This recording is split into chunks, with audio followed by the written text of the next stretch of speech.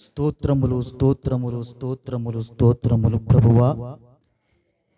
నిన్న నేడు నిరంతరము కూడా ఏకరీతిగా ఉన్న మా గొప్ప యేసయ్య, నీకు లెక్కలేని వందనములు, స్తుతులు స్తుతులు స్తోత్రములు స్తోత్రములు చెల్లించుకుంటున్నాం ప్రభువా. ఆది నీవే, అంతము నీవే తండ్రి, సమస్తము నీవుగా ఉన్న మా గొప్ప దేవ, ఈ ఉదయకాల సమయంలో మిమ్మల్ని ఆరాధించే ఆ గొప్ప భాగ్యమును మీరు మా అందరికి ఇచ్చారు ప్రభువా. దాన్ని బట్టి వందనములు చెల్లించుకుంటున్నాము. ఓ చిన్న కోరస్ మనం పాడుకుందాం. చిన్న కోరస్.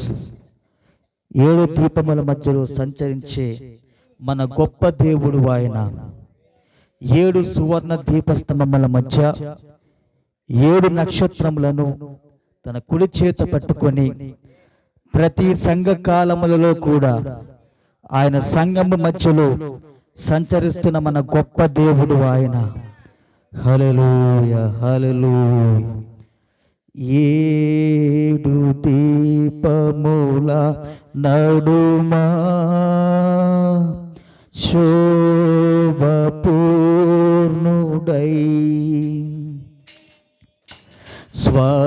స్వర్ణదాటి రించిన యేసును చూచెదను. 7 దీపముల నుమా శోభపూర్ణుడై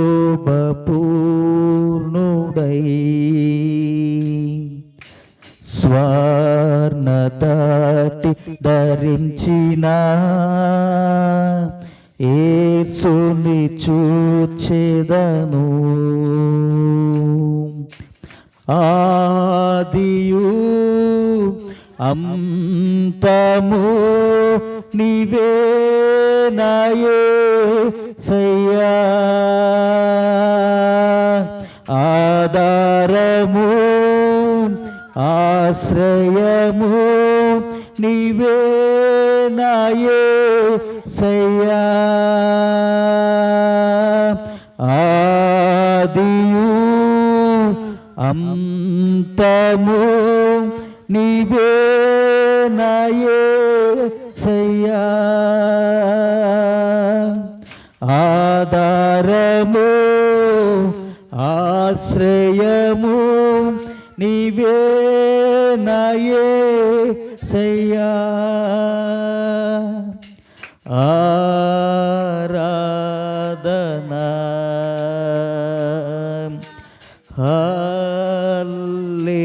హల్లెలూయా.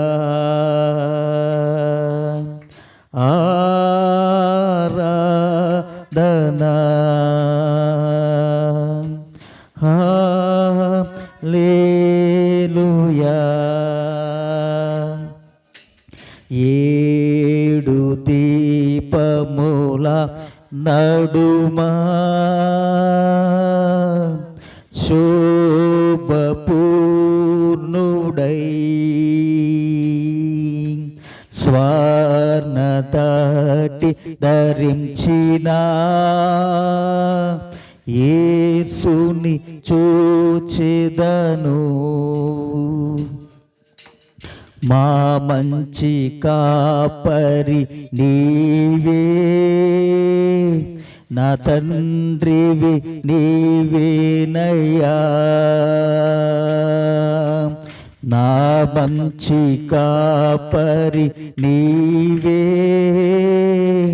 నా తండ్రివి నీవేనయ్యా, నీ కృపయే నాకు శరణం, నీవే నాకు చాలునయ్యా, నీ కృపయే మాకు శరణం, నీవే మాకు చాలునయ్యా. ఆదియు అంతము నీవే నా యేసయ్యా. ఆధారము ఆశ్రయము నీవే నా యేసయ్యా. ఆదియు అంతము నీవే నా యేసయ్యా. ఆధారము ఆశ్రయము నీవే నా యేసయ్యా.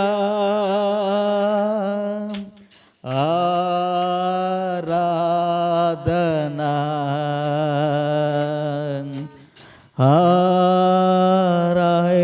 హల్లెలూయా.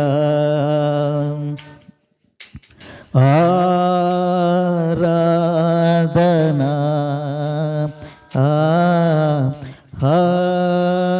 హల్లెలూయా. నిజమే తండ్రి, ప్రతి సంఘ కాలములో కూడా ఆ యొక్క 7 ప్రవక్తలు కూడా తండ్రి నీ యొక్క కుడి హస్తములో ఉన్నారు ప్రభువా. ప్రవక్తలు మాత్రమే కాదు గాని ఆ సంఘ కాలములలో ఎంతమంది అయితే ఆ ప్రవక్త ద్వారా నువ్వు పంపిన వర్తమానం విన్నారో వారు కూడా మేము కూడా నీలో ఉన్నాము ప్రభువా. అందుకే నీవన్నావు, నా యొక్క హస్తములో మిమ్మల్ని చెక్కుకున్నా అన్నావు ప్రభువా. నీ హస్తమే మాకు తోడు తండ్రి, నీవే మాకు ఆధారము, నీవే మాకు ఆశ్రయ దుర్గము ప్రభువా. నీవే మాకు ఈ చివరి కాలములో ఆ యొక్క కొట్టబడిన బండగా నీవున్నావు. నిజమే, మా తండ్రివి నీవే, మా తల్లివి నీవే, మా దేవుడవు నీవే యేసయ్యా. మమ్మల్ని చేసిన, మమ్మల్ని సృష్టించిన సృష్టికర్తవైన నీవే మా నిజమైన భర్తగా నీవున్నావు. మా నిజమైన స్నేహితుడవు నీవే, మా నిజమైన సహోదరుడు నీవే. నీవే మాకు సమస్తముగా ఉన్నావు తండ్రి. మరి ఎలాంటి గొప్ప దేవుడు నిన్ను ఆరాధించే ఆ గొప్ప కృపను నువ్వు మాకు ఇచ్చావు తండ్రి. ఈ ఉదయకాల సమయంలో మేము నిన్ను చూడాలి. ఆ యొక్క నేత్రములు మాకు తెరవమని ప్రార్థిస్తున్నాం ప్రభువా. మా నేత్రములు మూయబడి ఉన్నట్లయితే మేము చూడజాలము తండ్రి. తండ్రి, మిమ్మల్ని చూడగలిగే ఆ యొక్క ఆత్మీయ నేత్రములను, ఆ యొక్క గొప్ప బయలుపాటును, ఆ గొప్ప ప్రత్యక్షతను మాకు ఇవ్వమని ప్రార్థిస్తున్నాం ప్రభువా. ఓ దేవా, నీకు వందనములు, స్తుతులు చెల్లించుకొంచున్నాం ప్రభువా. మనందరము చిన్న కోరస్ మనం పాడుకుందాం. మన జాతీయ గీతము only believe all things are possible అనే చిన్న గీతం మనం పాడుకున్నాం. చిన్న కోరస్ మనం పాడుకుందాం. Only believe, only believe all things are possible. Only believe, కేవలము నమ్ముము, కేవలము నమ్ముము, నమ్మువానికి సమస్తము సాధ్యము. Jesus is here, my Jesus is here, all things are possible. Only believe. మనందరము అలా లేచి నిలబడి ఉండగా చిన్న వాక్యం మనం చదువుకుందాము. పరిశుద్ధ గ్రంథంలోంచి ఈ ఉదయకాల సమయంలో దేవుని వాక్యం చదువుకుందాం. లూకా రాసిన లూకా సువార్త 8వ అధ్యాయము 49 నుంచి వరుసగా చదువుకుందాం. లూకా రాసిన లూకా సువార్త 8వ అధ్యాయము 49 నుంచి వరుసగా చదువుకుందాం. Page number 59. ఆయన ఇంకను మాట్లాడుచుండగా సమాజ మందిరపు అధికారి ఇంటి నుండి ఒకడు వచ్చి, నీ కుమార్తె చనిపోయినది, బోధకుని శ్రమ పెట్టవద్దు అని అతనితో చెప్పెను. యేసు ఆ మాట విని, భయపడవద్దు, నమ్మిక మాత్రం ఉంచుము, ఆమె స్వస్థపరచబడునని అతనితో చెప్పి ఇంటికి వచ్చినప్పుడు పేతురు, యోహాను, యాకోబు అను వారిని, ఆ చిన్నదాని తల్లిదండ్రులను తప్ప మరెవరిని ఆయన లోపలికి రానేయలేదు. అందరూ ఆమె నిమిత్తమే ఏడ్చుచు రొమ్ము కొట్టుకుని చుండగా ఆయన వారితో, ఏడవవద్దు, ఆమె నిద్రిస్తున్నదే కాని చనిపోలేదని చెప్పెను. ఆమె చనిపోయిందని వారెరిగి ఆయనను అపహసించిరి. అయితే ఆయన ఆమె చెయ్యి పట్టుకుని, చిన్నదానా లెమ్మని చెప్పగా ఆమె ప్రాణము తిరిగి వచ్చెను గనుక వెంటనే ఆమె లేచెను. అప్పుడు ఆయన ఆమెకు భోజనము పెట్టుడని ఆజ్ఞాపించెను. ఆమె తల్లిదండ్రులు విస్మయము నొందిరి. అంతటా ఆయన, జరిగినది ఎవనితోనూ చెప్పవద్దని వారికి ఆజ్ఞాపించెను. దేవుడు ఈ యొక్క లేఖనమును దీవించును గాక. చిన్న ప్రార్థన చేసుకుందాం. అత్యంత కృప కనికరమ కలిగిన మా గొప్ప యేసయ్య, మా పరలోకపు తండ్రి, ఈ ఉదయకాల సమయములో ఒక చిన్న మందగా సమకూర్చబడి మిమ్మల్ని ఆరాధించే ఆ గొప్ప భాగ్యమును మీరు మా అందరికి ఇచ్చావు ప్రభువా. నీవన్నావు, చిన్న మంద భయపడుకుడి, మీకు రాజ్యము అనుగ్రహించబడి ఉన్నదని ప్రభువా. ప్రతి కాలములో కూడా ప్రభువా, నీ కుమారులు నీ కుమార్తెలు ఒక చిన్న మందగా వారు ఉన్నారు తండ్రి. దేవా, మరి దాన్ని బట్టి నీకు వందనాలు చెల్లించుకొంచున్నాము. ఆకాశముని సింహాసనము, భూమిని పాదపీఠము ప్రభువా, ఆ యొక్క నీ పాదముల దగ్గర, నీ పాదపీఠము దగ్గర మేమందరము సమకూర్చబడ్డాము తండ్రి. తండ్రి, మా యొక్క ప్రతి బలహీనతలను, మా యొక్క ప్రతి దోషములను, మా యొక్క ప్రతి పాపమును కూడా దేవా మరి దయతో మీరు క్షమించమని నీ దగ్గర మేము మొరపెట్టుకుంటున్నాము.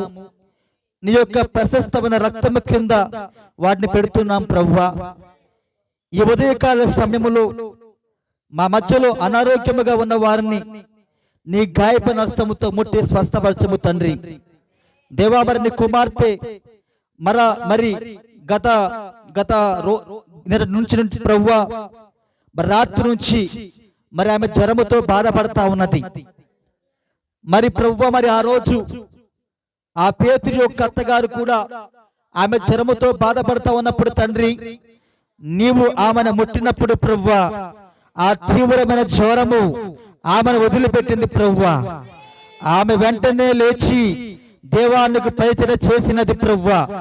ఆ రోజు అప్పుడున్న దేవుడివే ఈ ఉదయకాల సమయములో నువ్వు మా మధ్యలో కూడా అదే దేవుడిగా నువ్వు ఉన్నావు తండ్రి. కాలములు మారిపోవచ్చు గాని నీవు ఎన్నడూ మార్పు లేని దేవుడిగా నీవు ఉన్నావు తండ్రి. ఈ యొక్క ఉదయకాల సమయములో కూడా మరి నీ కుమార్తెను నీ గాయప నష్టంతో ముట్టి స్వస్థపరచము ప్రభువా. మరి సాయంత్రమునకు ఆమె ఆ కూటములో నీ వాక్యం వినును గాక తండ్రి. నీవు స్వస్థపరిచావని మేము పరిపూర్ణముగా నమ్ముచున్నాము. అదే విశ్వాసమును నీ కుమార్తె కూడా మనం ప్రార్థిస్తున్నాము. ఎందుకంటే స్వస్థత కార్యము అది ఎప్పుడు 2000 సంవత్సరముల క్రితమే ఆ యొక్క కలువరి గిరిలో అది ముగించబడిన కార్యము ప్రభువా. మేము దానిని కేవలము నమ్మి పొందుకోవడమే ఆలస్యము ప్రభువా. నిత్యముగా ప్రభువా, ఇక ఉదయకాల సమయములో రోగులుగా ఉన్న వారిని మీరు ముట్టండి, స్వస్థపరచండి. అదే విధముగా ఆత్మీయముగా బలహీనముగా ఉన్న వారిని కూడా నీ వాక్యముతో బలపరచండి ప్రభువా. నీ వాక్యమే మమ్మల్ని బలపరిచేది ప్రభువా. పడిపోయిన మమ్మల్ని నిలబెట్టేది నీ వాక్యము మాత్రమే. బలిష్టమైన దూతగా ఈ ఉదయకాల సమయములో మిమ్మల్ని మేము ఆహ్వానిస్తున్నాము. నేను నోటి మాన్యము గల వాడను తండ్రి. ఈ యొక్క ఉదయకాల సమయములో మాకు ఏ వాక్యమైతే అవసరమో ఆ వాక్యము ద్వారా ప్రతి ఒక్కరిని కూడా మీరు దర్శించండి. ఈ చుట్టుపక్కల ఉన్న గృహాల వారిని కూడా మీరు దీవించండి. ఇక్కడ ఎలాంటి అలరాంతములకు తావు లేకుండా నీ నామమునకు మహిమకరముగా ఈ కూటమును జరిగించమని, ఇక్కడ ఉన్న ప్రతి ఒక్కరిని మీరు దీవించమని యేసుక్రీస్తు నామములోనే ప్రార్థించి అడుగుచున్నాము. ఆమేన్. మంచిది, దయచేసి కూర్చోండి. ఉదయకాల సమయములో మరి కూడి వచ్చిన ప్రతి ఒక్కరికి కూడా మరి యేసుక్రీస్తు నామములో మరి శుభములు మరి వందనాలు తెలియజేస్తున్నాను. Praise the Lord. హల్లెలూయా. అందరూ ఇక్కడే ఉన్నారా? అందరూ గట్టిగా ఆమేన్ చెప్పండి. హల్లెలూయా. మరి మన దేవుడు మన మధ్యలో ఉండే దేవుడిగా ఉన్నాడు. ఆయన ప్రవక్త చెప్పాడు. పాల్ రేడర్ అనే ఒక మంచి భక్తుడు ఆ ఓన్లీ బిలీవ్ అనే ఆ పాట రాశాడు. ఆయన ఓన్లీ బిలీవ్ అంటే కేవలము నమ్ముము అనే పాట అనేది అది దేవుని దూతకు ఎంతో ఇష్టమైన పాట. అది దేవుని దూత అంటే ఎవరో కాదు కానీ దేవుడే. ఆయన వాక్య థియోఫనీగా ఎప్పుడైతే ఆ పాట ఆ సంఘము వారు మనస్ఫూర్తిగా ఆ పాట పాడి దేవుణ్ణి ఆరాధిస్తుంటామో అప్పుడు ఆ పాట ద్వారా దేవుడు ఆ సంఘములోకి ఆయన దిగి వస్తాడు. ఆయన అందుకనే ప్రవక్త గారి ప్రతి కూటములో కూడా ఆయన ఓన్లీ బిలీవ్ అనే పాట పాడుతూ ఉండేవాడు. ఆయన కొన్ని లక్షల మంది, వేల మంది రోగులు ఆ స్వస్థత పొందుకుంటూ ఉండేవాళ్ళు. దూత రాకపోతే స్వస్థత ఉండేది కాదు. దూత రావాలా. ఒక రోగి స్వస్థపరచబడాలంటే దూత రావాలా. ఒక పాపి రక్షించబడాలి అంటే దేవుని యొక్క దూత రావాలా. ఆత్మీయముగా ఒక పడిపోయిన వ్యక్తి తిరిగి వాక్యముతోటి బలపరచబడి లేవాలంటే దేవుని దూత రావాలా. హల్లెలూయా. అందుకనే ప్రవక్త కూటములో ఓన్లీ బిలీవ్ అనే ఆ పాట ఆయన ఎప్పుడు పాడుతూ ఉండేవాడు. ఆయన ఇది దేవునికి అది ఎంతో ఇష్టమైన పాట అది. హల్లెలూయా.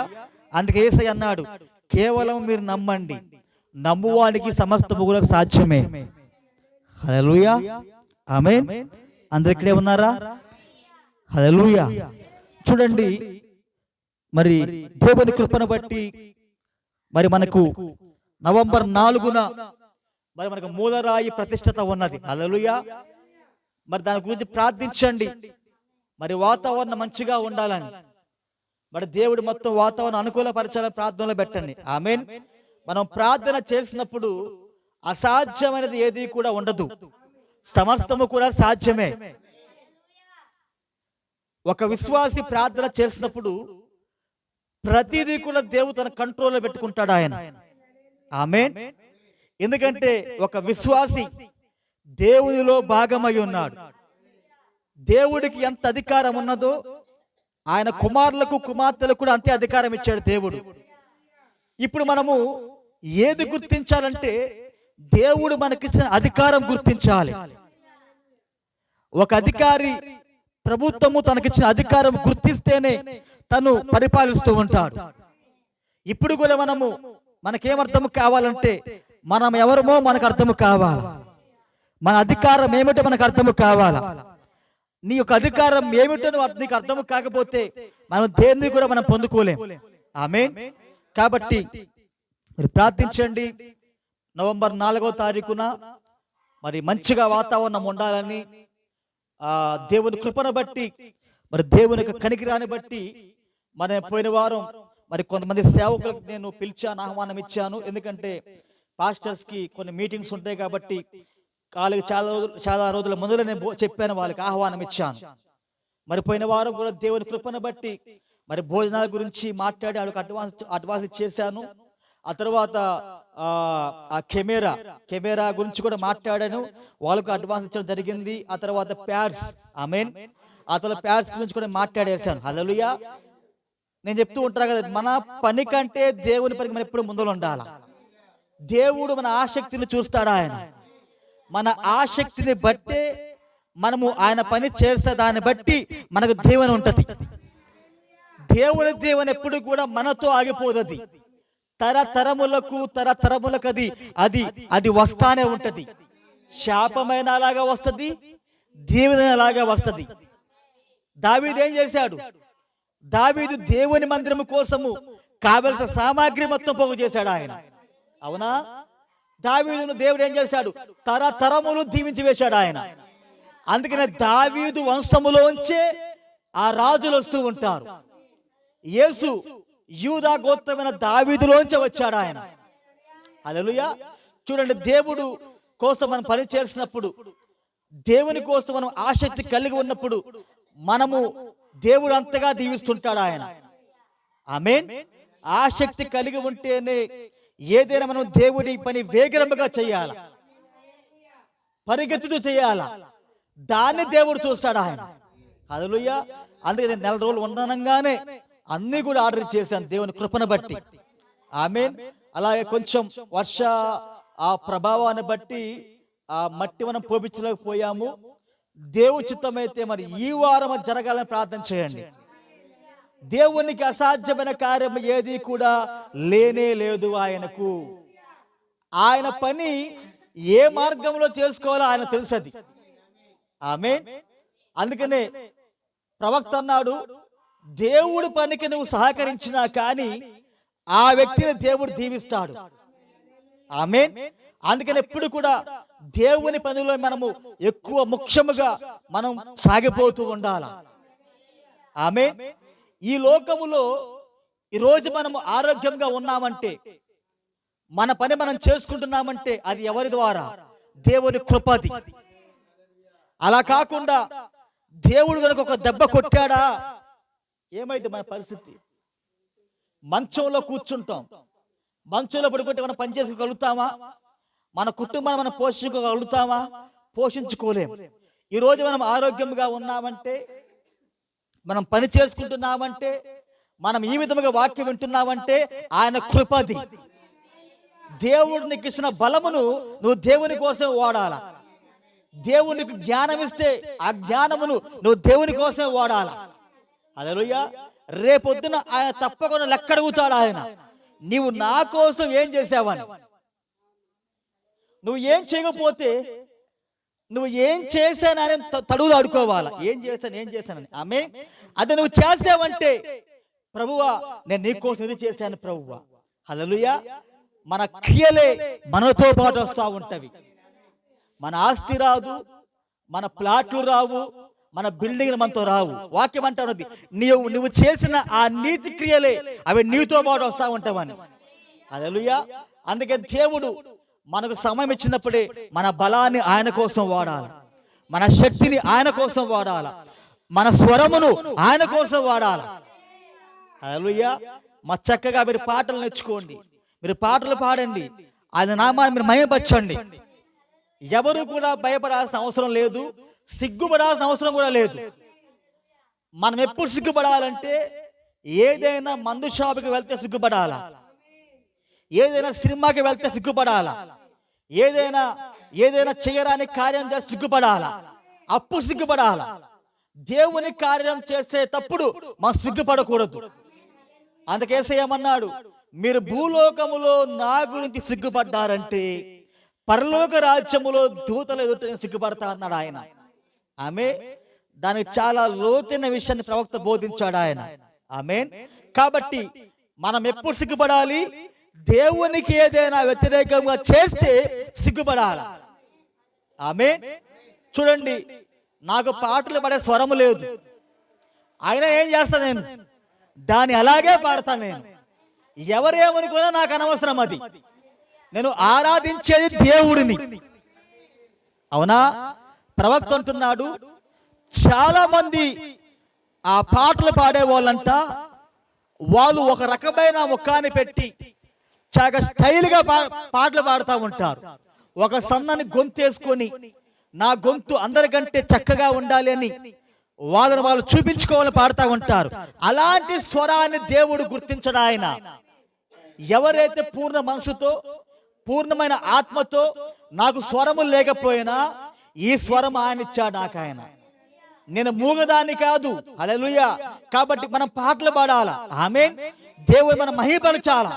అప్పుడు ఆయన సంతోషిస్తూ ఉంటాడు. ఆయన చూడండి, ఎప్పుడైతే నువ్వు దేవుణ్ణి ఆరాధిస్తుంటావో ఆ యొక్క ఆరాధన ఫలితాన్ని పొందుకుంటా ఉంటావు. ఆరాధించకపోతే నువ్వు దేన్ని నువ్వు పొందుకోలేవు. ఉదాహరణకి రాజుల కాలంలో మంత్రులు ఏం చేస్తా ఉండేవారు? రాజుగారిని వాళ్ళు పొగుడుతా ఉండేవారు. అవునా? రాజాది రాజా, రాజ మార్తాండయ్య. అవునా? రాజు ఈ కార్యములు చేశాడు. రాజా, నువ్వు నీ యొక్క పరిపాలన కాలంలో రాజ్యం చాలా చక్కగా ఉన్నదని వాళ్ళు ఆ మాటలు పాటల రూపంలో పాడుతూ ఉండేవాడు. అప్పుడు రాజుగారు ఏం చేసేవాడు? ఆ మణిహారమును కావచ్చు, రత్నాలు కావచ్చు తీసుకోమని ఇచ్చేసేట్టుండేవాడు. అవునా? ఇప్పుడు మనం ఎవరిని ఆరాధిస్తున్నాం? రాజులకు రాజు, ప్రభువులకు ప్రభువు. ఆయన తన మాట చేత సమస్తమైన సృష్టిని కూడా చేసిన రాజులకు రాజులు మనం ఆరాధిస్తున్నాం. మరి ఇప్పుడు ఆయన ఎవడా మనకు? ఆయన హల్లెలూయా. నువ్వు చేస్తే ఆయన ఇస్తాడు. ఆయన నువ్వు చేయకపోతే నువ్వు ఏది ఇవ్వలేడు ఆయన. హల్లెలూయా. అందుకనే మనం ఎక్కువగా మనం దేవుని ఆరాధించాల. ఎన్నడూ కూడా మనం సిగ్గుపడకూడదు, భయపడకూడదు. అనుకునే దయ్యాలు ఇప్పుడు అనుకుంటూనే ఉంటాయి. దయ్యాన్ని ప్రవక్త అన్నాడు, దయ్యానికి మనం జవాబు చెప్పాల్సిన అవసరమే లేదు, దయ్యాలకు మనం భయపడాల్సిన అవసరమే లేదు అన్నాడు ఆయన. ఆమేన్. కాబట్టి మీరు పాటలు నేర్చుకోండి, చక్కగా పాడండి మీరు. ఆమేన్. హల్లెలూయా. మరి అలాగే ప్రార్థనలో కూడా పెట్టండి, వాతావరణం మంచిగా ఉండాలని, దేవుడు అన్ని సమస్తము సమకూర్చాలని. హల్లెలూయా. మరి అందరూ సహకరించాలా, అందరూ దేవుని పనిలో పాలి భాగస్తులు కండి. ఆమేన్. చూడండి, నేను కొత్తగా సేవలోకి వచ్చాను కాబట్టి చక్కగా నేను అందరినీ కలుపుకొని వెళ్తా ఉంటా. కానీ ఈరోజు సిస్టమ్ ఎలా ఉందంటే, ఈరోజు చాలా మంది వాళ్ళు బిషప్లుగా మారిపోయారు. విశ్వాసులు వాళ్ళ అధికారం కింద పెట్టుకుంటున్నారు. ఆమేన్. కానీ నా మైండ్ అది కాదు. అది అందరూ దేవునికి పనిలో పాలి భాగస్తులుగా ఉండాలి, అందరూ దేవుని రాజ్యములో ఉండాలా అనేది నా యొక్క మనసే ఉన్నది. హల్లెలూయా. కాబట్టి మనం అందరం ఏం చేయాలా? దేవుని పనిలో పాలి భాగస్తులు కావాలా. నేను దేవుని పని చెయ్యాలనే మంట నీకు ఉండాలా. హల్లెలూయా. ఆ దీపము, ఆ మంట ఎప్పుడు కూడా ఆరిపోనేవి మాకండి. ఆమేన్. హల్లెలూయా. కాబట్టి ప్రార్థనలో పెట్టండి. నేను నమ్ముచున్నాను దానికి కావలసిన ఆర్థిక సహాయమును కూడా దేవుడు సమకూర్చాడని. నేనెప్పుడు కూడా నా దగ్గర లేకపోయినా, డబ్బు లేకపోయినా కానీ విశ్వాసంతో అడిగేస్తా.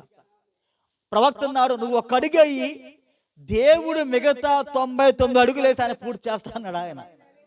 ఫెయిత్, ఓన్లీ విశ్వాసం మనకు కావాల్సింది ఈరోజు. మరి దేవుడు ఆ సమయానికి కావలసిన ఆర్థిక సహాయమును కూడా ఆయన ఇచ్చాడు అని నమ్ముతున్నా. ఇస్తాడు అని కాదు, భౌతికముగా కనపడేది కాదు విశ్వాసం అంటే, అదృశ్యమైనది విశ్వాసం అయినది. హల్లెలూయా. నువ్వు భౌతికంగా కనిపించేది ఎవరన్నా నమ్ముతారు, వాళ్ళు అదృశ్యమైన దాన్ని నమ్మేదే దేవుని కుమారులు కుమార్తెలే ఉన్నారు. హల్లెలూయా. కాబట్టి ఇస్తాడు కాదు కానీ ఇచ్చాడు అని నమ్ముతాం. ఆమేన్. నమ్మితే సమస్తమైన కార్యములు సాధ్యమే. హల్లెలూయా. కాబట్టి ప్రార్థనలో పెట్టండి, దేవుడు మంచిగా సహాయం చేయాలని ఆయన చేశాడు అని నమ్ముతున్నాను. ఆమేన్. అందరు ఇక్కడే ఉన్నారా? అందరు ఇక్కడే ఉన్నారా? కొంచెం అందరూ ఆమేన్ చెప్పండి. అందరూ కూడా మనకు మరలా సాయంత్రము 5:30కి కూటం ఉంటది. ఆమేన్. అట్టి ఎట్టు కూడా ఆయాసం కానీ మాకండి. 5:30కి కూటం స్టార్ట్ అవుతుంది. 7 గంటలకి షార్ట్ గా అయిపోవాలా. ఆమేన్. ఎందుకంటే వాతావరణం కూడా బాగోలేదు కాబట్టి మనం పెందలకడే ప్రారంభించి మనం పెందలకడే ముగించుకుందాం. హల్లెలూయా. అందరు ఇక్కడే ఉన్నారా? అందరు ఇక్కడే ఉన్నారా? హల్లెలూయా. చూడండి, దేవుని ప్రవక్త అంటున్నాడు, దేవుడు ఆయన ప్రార్థన ద్వారా స్వస్థపరుస్తాడు. ఆయన ఆ రోగి ఏం చేయాలంటే ఆ వాగ్దానమును ఆ రోగి నమ్మాలి. ఒకవేళ నువ్వు నమ్మకం లేకపోయినట్లయితే స్వయముగా దేవుడే వచ్చి ప్రార్థన చేసినా నువ్వు స్వస్థత పొందుకోలేవు. ఆమేన్. కాబట్టి ఆ రోగి, ఆ వ్యాధిగ్రస్తుడు ఏం చేయాలంటే ఆయన పొందిన దెబ్బల ద్వారా నేను స్వస్థత పొందుకున్నాను అని ఆ రోగి నమ్మాల. అదే ప్రవక్త అంటున్నాడు, దేవుడు ప్రార్థన ద్వారా స్వస్థపరుస్తాడు ఆయన. ఆమేన్. ఆ తరువాత గాడ్ హీల్స్ బై ప్రేయర్. దేవుడు ప్రార్థన ద్వారా స్వస్థపరుస్తాడు. God heals by miracles. దేవుడు అద్భుతముల ద్వారా కూడా స్వస్థపరుస్తాడు ఆయన. ఆ తరువాత God, if it's God that heals for his, చూడండి, ఆమేన్. God heals by prayer, God heals by miracles, God heals by his word. దేవుడు తన వాక్యము ద్వారా కూడా స్వస్థపరుస్తాడు ఆయన. ఇప్పుడు ఒక రోగి ఉన్నది అనుకున్నాం, ఆమేన్. ఇప్పుడు వాక్యము బయలు వెళ్తా ఉన్నది, హల్లెలూయా. ఇప్పుడు ఆ రోగి ఏం చేయాలా? వాక్యము నమ్మాలా? ఆమె వాక్యము నమ్మినప్పుడు వాక్యములో ఏమున్నదంటే పునరుద్ధరణ శక్తి దాగి ఉన్నది. వాక్యము లోపల ఆ రోగిని స్వస్థపరిచే శక్తి దాగి ఉన్నది. వాక్యమే దేవుడు, దేవుడే వాక్యము ఉన్నాడు. కాబట్టి దేవుడు వాక్యము ద్వారా కూడా ఆయన స్వస్థపరుస్తూ ఉంటాడు ఆయన. ఆమేన్.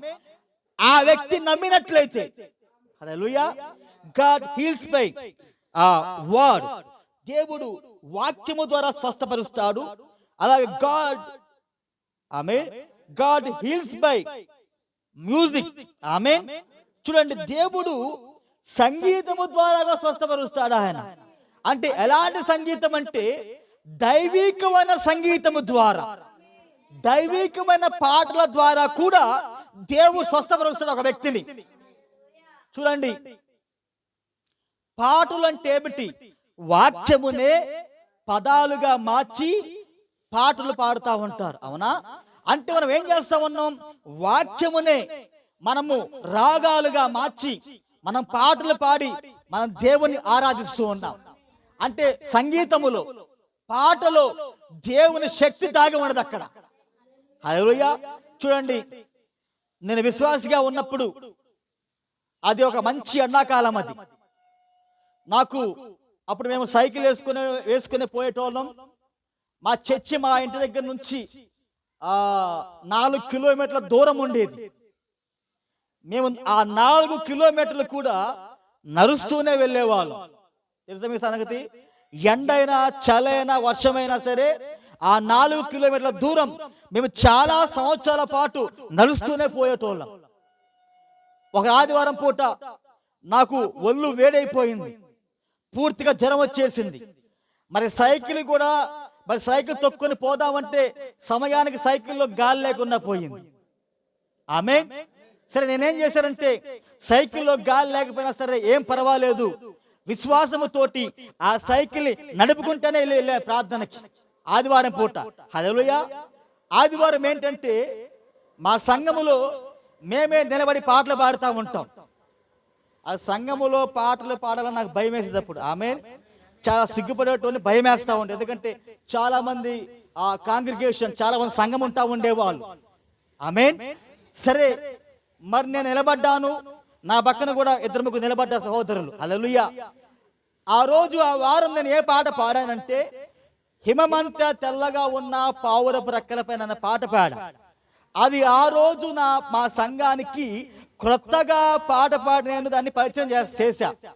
నేను పాట పాడుతా ఉన్నాను, సంఘం మొత్తము కూడా ఆ పాటకి వాళ్ళు ఏకీభవించి పాట పాడుతా ఉన్నారు. హల్లెలూయా.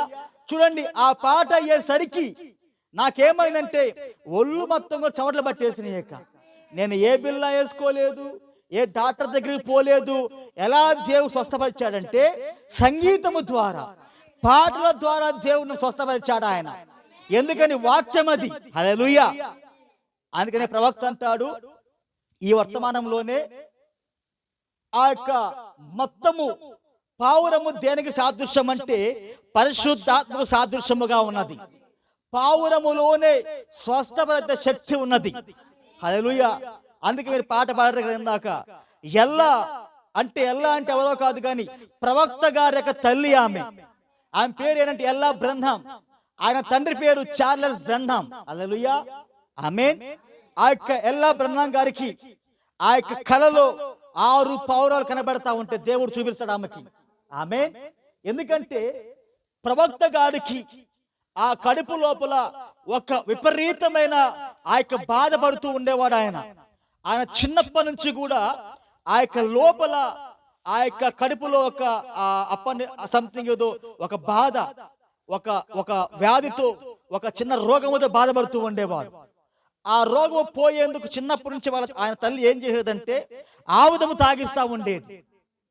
తెలుసా మీకు? చిన్నప్పుడు ఒకప్పుడు తాతల కాలంలో రోగాలు రాకుండా ఉన్నట్టు ఏం చేసేవారు, చిన్నపిల్లలకి ఆముదం తాగిచ్చేవారు. అదే అన్నిటికీ మంచి వైద్యం అది.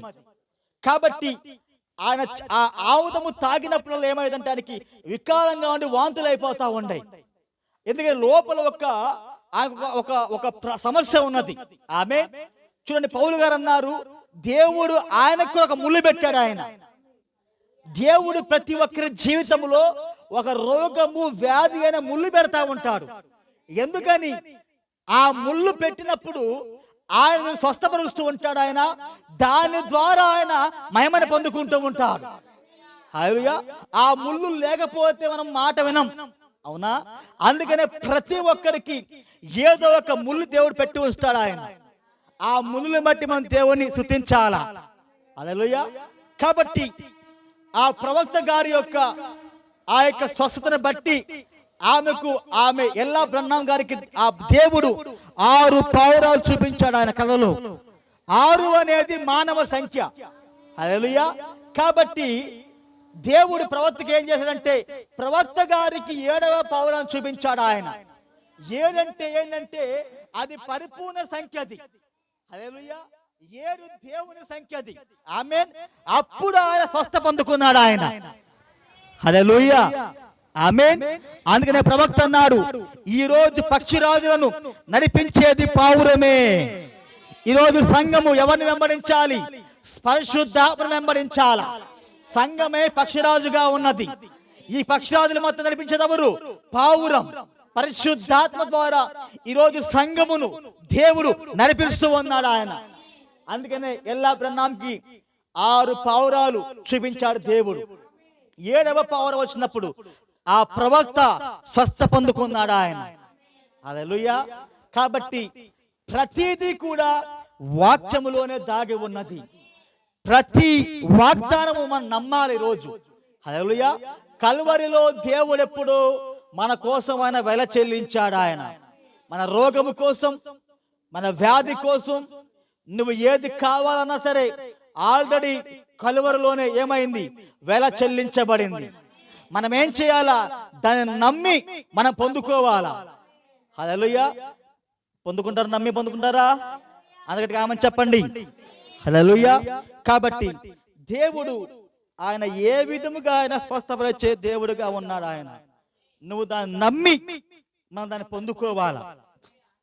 ఆమేన్. అందరు ఇక్కడే ఉన్నారా? మరి కొద్దిసేపు మనం దేవుని వాక్యంలోకి వెళ్దాము. మరి జాగ్రత్తగా మరి దేవుని యొక్క వాక్యాన్ని వినండి. ఆమేన్. మరి మీ అందరికి నా మాటలు అర్థమవుతున్నాయి? మాటలు నేను మాట్లాడే విధానం మీకు అర్థమవుతా ఉందా? హల్లెలూయా. చూడండి, మరి మనం పోయిన వారం మనం మాట్లాడుకున్నాం కదా, దేవుడు ఆయన ఆ రోజుల్లో ఉన్న సంఘ శాఖలకి తన్ను తాను ఆయన మరుగు చేసుకున్నాడు. ఆయన ఎవరంటే ఆ కాలములో ప్రవక్తల ద్వారా పలుకబడిన వాక్యము సశరీరుడుగా ఆ రక్త మాంసములలో దేవుడే దిగి వచ్చాడు. వాళ్ళు అంతవరకు ఆ యొక్క పాత నిబంధన గ్రంథం మొత్తం కూడా చదువుతా ఉన్నారు. ఆమేన్. వాళ్ళు ఏ వాక్యం చదువుతా ఉన్నారు, ఆ వాక్యం ఏమైంది? వాళ్ళ కళ్ళ ముందల రక్త మాంసములుగా మారింది ఆ కాలములో. ఆమేన్. కానీ వాళ్ళు ఆయనను గుర్తుపట్టలేని ఆత్మీయ కృటితనములో ఉన్నారు ఆ కాలములో వాళ్ళు. ఆమేన్. చూడండి, వాక్యం అంటా ఉన్నది, చరిత్రలో ఏం జరిగిందో ఇప్పుడు కూడా అదే జరుగుతూ ఉంటది. అవునా? ఈ రోజు కూడా దేవుని పరిచర్య ఏంటంటే అది మనుష్య కుమారుని పరిచర్య. ఆయన మొట్టమొదటి రాకడ మనుష్య కుమారుని పరిచర్య. శరీరములో దేవుడు వచ్చాడు ఆ కాలములో. ఆమేన్. ఇప్పుడు ఈ కాలంలో దేవుడు ఎలా బయలుపరుచుకుంటా ఉన్నాడంటే, ప్రవక్త అనే ఆ శరీరంలో దేవుడు ఉన్నాడు. ఇప్పుడు చూడండి, మోషేలో క్రీస్తున్నాడు, ఏలియాలో క్రీస్తున్నాడు, ఎలీషాలో క్రీస్తున్నాడు, ఇర్మియాలో క్రీస్తున్నాడు, దావీదులో క్రీస్తున్నాడు, యేసేపులో క్రీస్తున్నాడు. పాత నిబంధన ప్రతి ప్రవక్తలో కూడా క్రీస్తున్నాడు. ఎందుకంటే యేసు క్రీస్తు జీవితంలో జరగబోయే ప్రతి కార్యమును కూడా కొంత భాగమును ప్రవక్తల జీవితాలలో దేవుడు చూపించుకుంటా వచ్చాడు. ఆయన ఆ కాలంలో సంపూర్ణమైన వాక్యము ఎవరిలో జరిగిందంటే యేసు క్రీస్తులో జరిగింది. అప్పుడు హల్లెలూయా. కొంత భాగాన్ని యేసేపులో చూపించాడు ఆయన. యేసేపుని ఏం చేశారు? అన్నదమ్ములు కొట్టారు, తోసివేశారు. అవునా? యేసేపును అన్నదమ్ములు అసహించుకున్నారు, యేసేపును అన్నదమ్ములు ద్వేషించారు. వాళ్ళెవరు? రక్త సంబంధులు, వాళ్ళు బయట వాళ్ళు కాదు. కానీ యేసేపు తండ్రి చేత ప్రేమించబడ్డాడు, కానీ సహోదరులు ద్వేషించారు. ద్వేషించి ఏం చేశారు? ఆ యొక్క 39 నాణములకు, అంతేనా, 39 నాణములకు అమ్మివేశారు. అవునా? ఆ తర్వాత యేసేపు ఏమయ్యాడు? అక్కడ దేవుడు యేసేపును దీవించాడు, దీవించి సింహాసనం మీద కూర్చోబెట్టాడు. ఆయన యేసేపుకు దేవుడు ఒక వరం ఇచ్చాడు. ఆయన కలలకు అర్థము చెప్పే వరమును దేవుడు యేసేపుకి ఇచ్చాడు. హల్లెలూయా. గుంటలో నుంచి పైకి లేపాడు యేసేపును దేవుడు. ఆమేన్. తర్వాత యేసేపు ఏం చేశాడు? ఆ అన్య జనాంగములో ఉన్న వధువును తనకు భార్యగా చేసుకున్నాడు ఆయన. అంటే క్రీస్తు జీవితంలో జరగబోయే ఒక భాగమును యేసేపు జీవితంలో దేవుడు చూపించాడు. అక్కడ యేసు జీవితంలో ఏమైంది? యేసు ఆ కాలంలో ఉన్న శాస్త్రులు పరిసర చేత ద్వేషించబడ్డాడు. ఆయన వాళ్ళెవరు? సొంత అన్నదమ్ములు, వాళ్ళు సొంత రక్త సంబంధులు వాళ్ళు. కానీ యేసు తండ్రి చేత ప్రేమించబడ్డాడు ఆయన. అవునా? హల్లెలూయా. ఈయన నా ప్రియ కుమారుడు, ఈయన యందు నేను ఆనందిస్తున్నాను తండ్రి సాక్ష్యం ఇచ్చాడు. మరి యేసుకు దేవుడు ఒక వరం ఇచ్చాడు. ఆయన ఏంటి ఆ వరం అంటే, ప్రతి కళలకు ప్రతి వాక్యమునకు అర్థము చెప్పే వరమును దేవుడు యేసుకి ఇచ్చాడు. మానవుని యొక్క హృదయము లోపల ఉన్న రహస్యాలు కూడా దేవుడు చెప్పగలడు. ఆయన అలాంటి గొప్ప వరమును దేవుడు ఆయన కుమారుడికి ఇచ్చాడు. ఆయన హల్లెలూయా, హల్లెలూయా. ఆ తర్వాత అన్నములు ఏం చేశారు? ద్వేషముతోటి యేసును కొట్టి చంపారు, ఆ సమాధిలో పూడ్చిపెట్టారు. అవునా? దేవుడు ఏం చేశాడు? ఆయన్ని 3వ దినమున తిరిగి లేపాడు. ఆయన 3వ రోజున తిరిగి లేచి ఆయన ఎక్కడికి వెళ్ళాడు? తండ్రి సింహాసనం మీదకి వెళ్ళాడు ఆయన. హల్లెలూయా. అంటే యేసేపులో ఏం జరిగిందో యేసులో కూడా అదే జరుగుతా ఉంది. ఇప్పుడు యేసు ఏం చేశాడు? యేసు ఈ 7 సంఘ కాలములలో అన్య జనాంగంలో ఉన్న ఒక వధువును ఆయన పెళ్లి చేసుకోబోతూ ఉన్నాడు. ఆయన అంటే ప్రవక్తల ద్వారా యేసు జీవితంలో జరిగే ప్రతి కార్యమును దేవుడి వాళ్ళ జీవితములో ఒక చిన్న చిన్న భాగములుగా చూపించుకుంటా వచ్చాడు ఆయన. హల్లెలూయా. మోషేలో ఒక భాగం చూపించాడు, దావీదులో ఒక భాగం చూపించాడు, ఇర్మియాలో ఒక భాగాన్ని చూపించాడు. ప్రతి ప్రవక్తలో కూడా ఒక్కొక్క భాగమును చూపించుకుంటా వచ్చాడు ఆయన. ఇప్పుడు పరిపూర్ణ వాక్యం ఎవరు? యేసే పరిపూర్ణమైన వాక్యముగా ఉన్నాడు ఆయన. హల్లెలూయా. ప్రవక్తలందరూ కూడా వాక్యములో భాగములై ఉన్నారు. యేసు పరిపూర్ణమైన వాక్యముగా ఉన్నాడు ఆయన. ఆమేన్. చూడండి, దావీదులో కొంత భాగం చూపించాడు ఆయన. దావీదును తన సొంత కొడుకులు తరిమేశారా, వెంటబడ్డారు చంపాలని. అవునా? రక్త సంబంధులు ప్రజలు వెంటబడ్డారు. దావీదు ఏం చేశాడు? ఆ ఎత్తైన ఆ కొండ మీదకెక్కి యెరూషలేము వైపు చూసి ఏడ్చాడు ఆయన. అవునా? ఆ తర్వాత కొన్ని వందల సంవత్సరం తర్వాత యేసు కూడా ఒక కొండ ఎక్కాడు ఆయన. హల్లెలూయా. ఆ కొండ మీదకెక్కి యెరూషలేమును చూసి ఆయన ఏడ్చాడు ఆయన. అంటే ప్రతి భాగమును కూడా ప్రవక్తలలో ఆయన చూపించుకుంటూ వచ్చాడు ఆయన. ఇప్పుడు ప్రవక్తల ద్వారా ఆయన ప్రవచించిన దేవుడు, ప్రవక్తల ద్వారా తను బయలుపరిచిన దేవుడు ఏమయ్యాడు? వారి కళ్ళ ముందల రక్త మాంసంగా మారాడు ఆ కాలములో.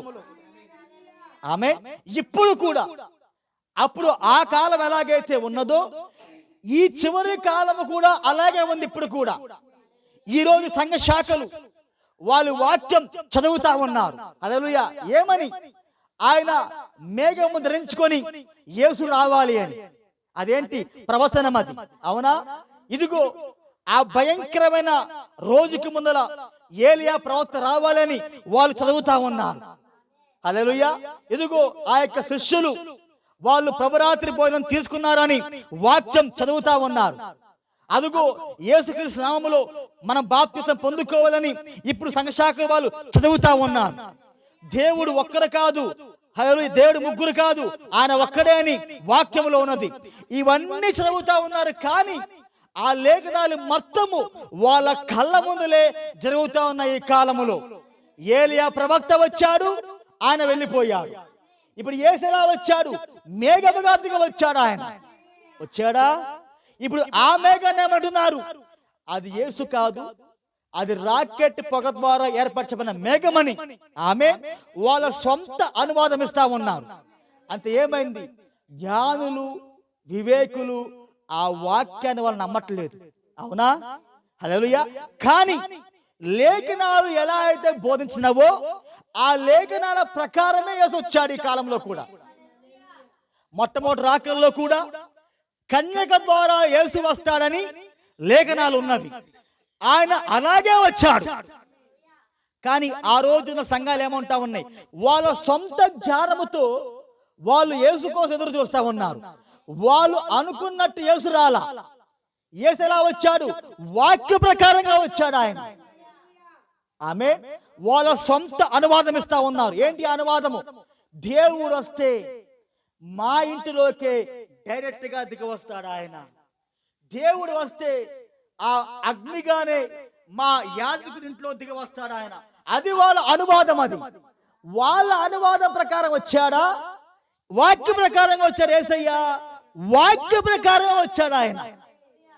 ఇప్పుడు కూడా ఈ కాలంలో కూడా యేసు వాక్య ప్రకారంగా వచ్చాడా, లేదా సంఘ శాఖలు చెప్పిన ప్రకారంగా వాళ్ళ అనువాదం ప్రకారం వచ్చాడు ఆయన? వాక్య ప్రకారంగా రావాలి ఆయన. అవునా? ఎలా రావాలి? మేఘము ధరించుకొని. హల్లెలూయా. ఆయన రావాల మధ్యాకాశంలోకి. కానీ వాళ్ళ అనువాదం ఏంటి? దేవుడు వస్తాడు, మనం వెంటనే ఎత్తబడిపోతాం. ఆమె అది వాళ్ళ అనువాదం. అది కానీ లేఖనానికి వాళ్ళ అనువాదం పూర్తిగా తప్పది. హల్లెలూయా. కాబట్టి ఈ రోజు కూడా ఆయన లేఖనాల ప్రకారముగానే మేఘము ధరించుకొని మనుష్య కుమారుడిగా దిగవచ్చాడు ఆయన. ఆమేన్. అందుకేసేమన్నాడు? తండ్రి, ఈ సంగతులను జ్ఞానులకు వివేకులకు మరుగు చేసి నేర్చుకునే పసిబాలులకు నువ్వు బయలుపరుస్తున్నందుకు నేను స్తుతిస్తున్నాను అన్నాడు ఆయన. హల్లెలూయా. అంటే జ్ఞానులకు, బైబిల్ పండితులకు, బైబిల్ కాలేజీలో ట్రైనింగ్ తీసుకున్న వాళ్ళకు ఈ మర్మాలు మొత్తం దేవుడు ఏం చేశాడు? మరుగు చేశాడు ఆయన. హల్లెలూయా. ఎవరికి బయలుపరిచాడంటే సర్ప సంతానము గురించి, 7 ముద్రల గురించి, 7 సంఘకాలముల గురించి, ఆమేన్, 70 వారముల గురించి ప్రతి వాక్యమును కూడా ఎవరికి దేవుడు బయలుపరిచాడంటే ఆ యొక్క ఎవరైతే చిన్న పిల్లలు లాగా వాక్యాన్ని నమ్ముతారో వాళ్ళకే దేవుడు తన మర్మాన్ని ఆయన బయలుపరుస్తూ ఉన్నాడు ఆయన. ఆమేన్. చూడండి, మీరు గనక చిన్న పిల్లవాడికి అరే నీకు వచ్చేటప్పుడు చాక్లెట్ తీసుకొస్తా అంటే వాడు ఏం చేస్తాడు? నమ్మేస్తాడు. అవునా? క్వశ్చన్ వేస్తాడా? ఆ డాడీ ఎప్పుడు వస్తావు, నువ్వు ఎన్నింటికి వస్తావు డాడీ, నువ్వు ఏ చాక్లెట్ తీసుకొస్తావు అని క్వశ్చన్ వేస్తాడా? క్వశ్చన్ వేయడు. నువ్వు చెప్పావంటే దాన్ని నమ్మేస్తాడు. అవునా? ఇప్పుడు దేవుడు చెప్పిన ప్రతి వాక్యాన్ని ఎవరు నమ్ముతారు?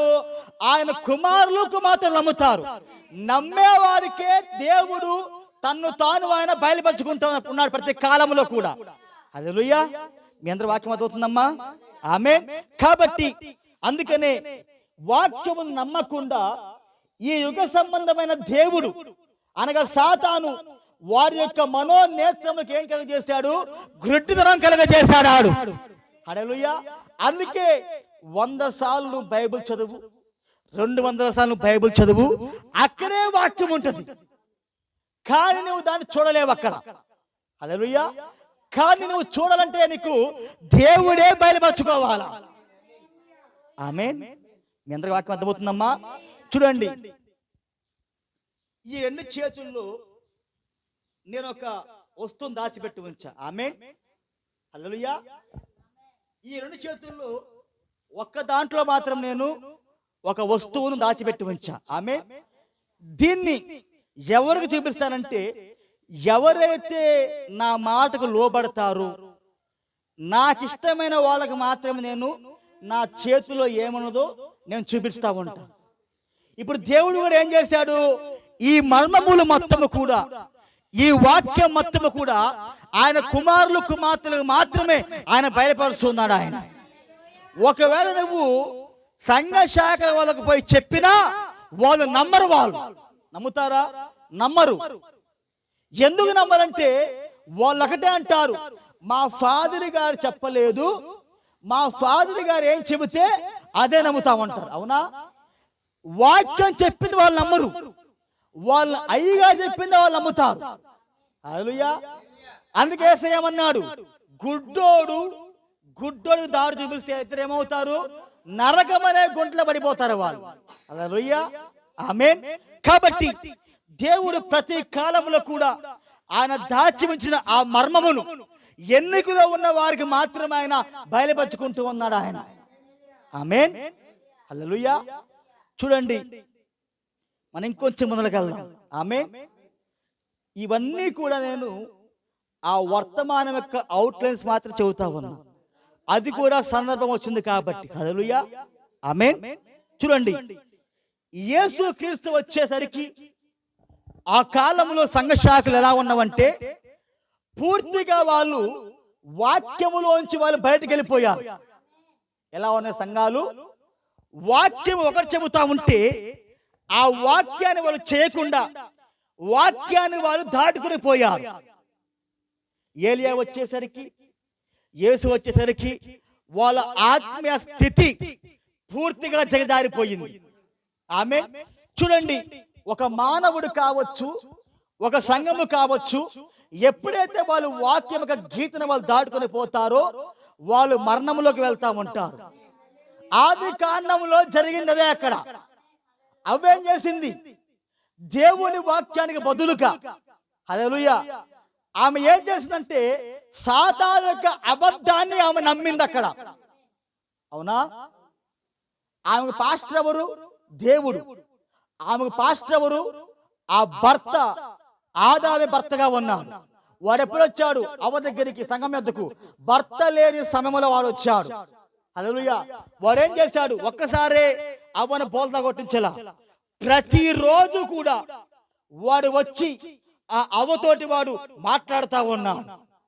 ఆమె మాట్లాడి ఏమైంది? ఒకరోజు అవ్వను ఆ వాక్యం యొక్క గీతను వాడు దాటించి వేశాడు. అంటే వాక్యాన్ని దాటుకొని అవ్వ ఏమైంది? తన యొక్క సొంత జ్ఞానమును ఆ వాక్యాన్ని కలిపింది ఆమె. ఎప్పుడైతే మానవ జ్ఞానమును నువ్వు వాక్యాన్ని కలుపుతావో అక్కడే మరణం ఉంటా ఉంటది. మీకు వాక్యం అనేది అది అసలైన విత్తనం. అది కానీ దయ్యం ఏం చేసింది? వాక్యానికి వాడి యొక్క జ్ఞానమును కలిపాడు వాడు. అవునా? ఉదాహరణకి ఇప్పుడు మానవుడు ఏం చేస్తా ఉన్నాడంటే, చూడండి, ఒకప్పుడు పాతకాలంలో మానవుడు ఎక్కువగా ఎలాంటి కోళ్ళు కోసుకునేవాడు? నాటుకోళ్ళు కోసుకునేవాడు. అవునా? అప్పుడు జనాభా తక్కువ, అప్పుడు ఆ యొక్క పశువులు, కోళ్ళు కూడా ఎక్కువగా ఉండే. కాబట్టి మన ఇంటికి ఎవరైనా చుట్టాలు వచ్చినా, బంధువులు వచ్చినా, ఏదైనా పండగైనా మనం ఏం చేసేటోళ్ళం? కోడిని కోసి ఆ రోజు మనం వండుకుంటేవాళ్ళం. అవునా? కానీ తర్వాత ఏమైందంటే జనాభా పెరిగిపోతా ఉన్నది, కోళ్ళేమో తక్కువగా ఉన్నాయి. మానవుడు ఏమయ్యాడు? మొక్కకు పూర్తిగా అలవాటు పడిపోయాడు. అవునా? అదొందరు కూడా ఇప్పుడు మానవుడు ఎక్కువైపోయారు మానవులు. అంటే జనాభా పెరిగింది, కోళ్ళ సంఖ్య ఏమైంది? తక్కువగా ఉంది. కాబట్టి మానవుడు ఏం చేశాడు? అబ్బాయి, ఇలా గనుక వారానికి మనకు కావాల్సిన కోళ్ళు కావాలంటే మనము పుట్టించలేం. ఎందుకని? నాటుకోడి గుడ్డి పెట్టి పొదగాలంటే 21 రోజులు పట్టిద్ది, అవునా?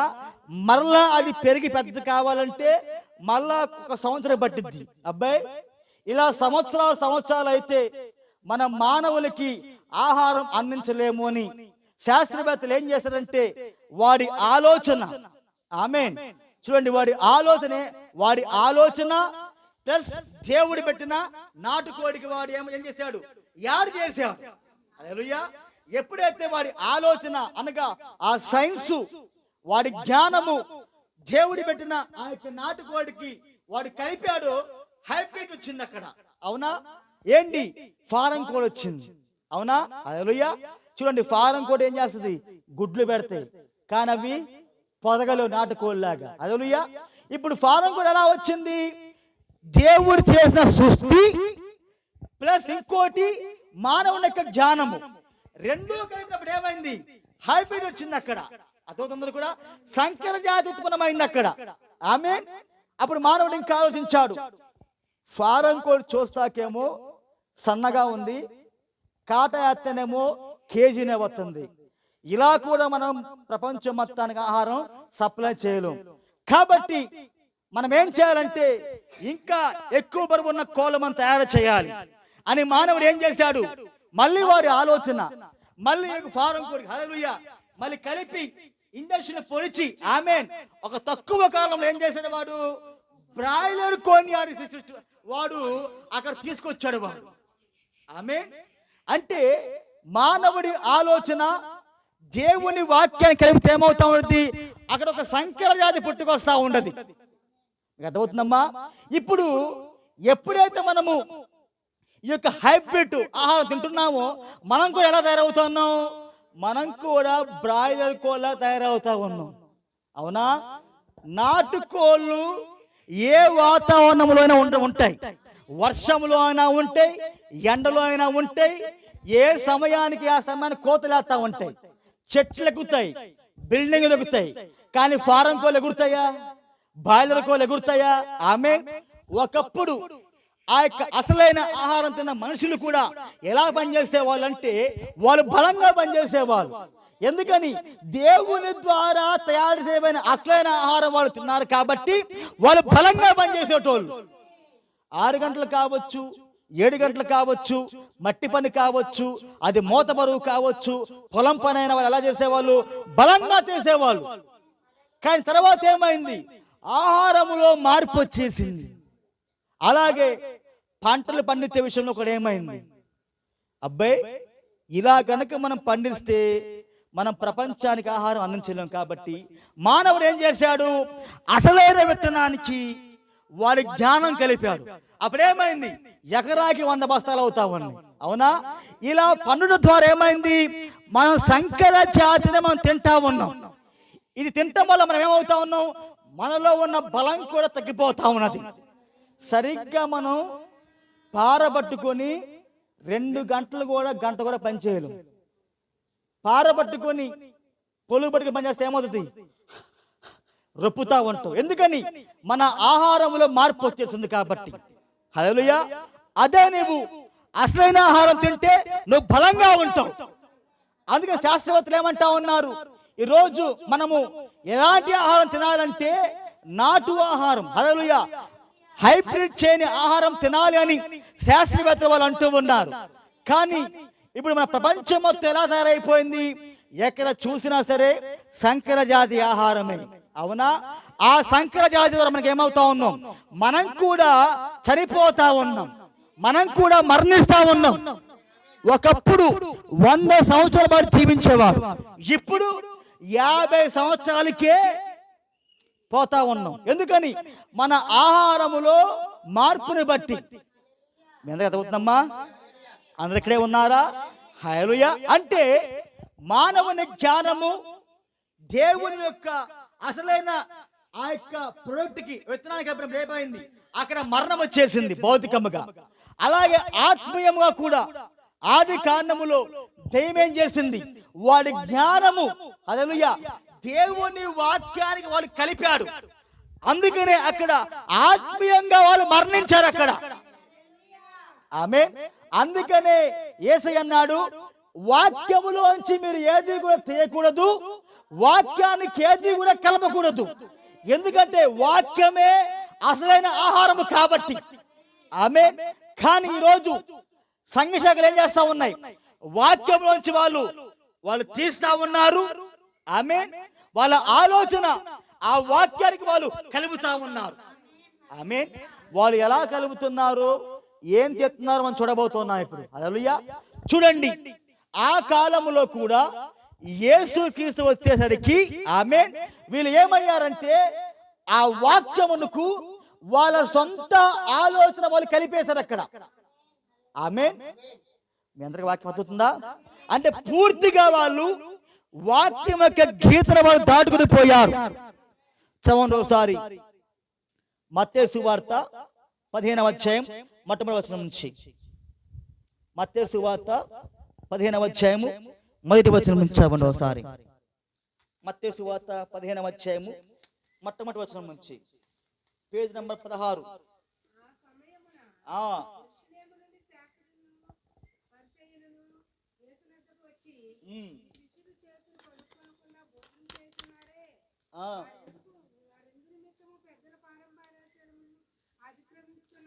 చూడండి, యేసుక్రీస్తు ఒక స్థలంలో ఆయన వాక్యం బోధిస్తా ఉన్నాడు ఇలాగే. ఆమేన్.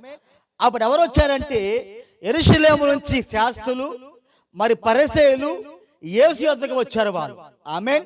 చూడండి, మన కాలములో క్రైస్తవ్యానికి హెడ్ ఆఫీస్ ఏంటి? Roman Vatican. అవునా? అంతేనా? మన కాలములో క్రైస్తవ మొత్తానికి హెడ్ ఆఫీస్ ఏది? రోమ్లో ఉన్న వాటికన్ సిటీ. అవునా? అంటే ప్రతి దానికి ఒక హెడ్ ఆఫీస్ ఉంటా ఉంటది. అవునా?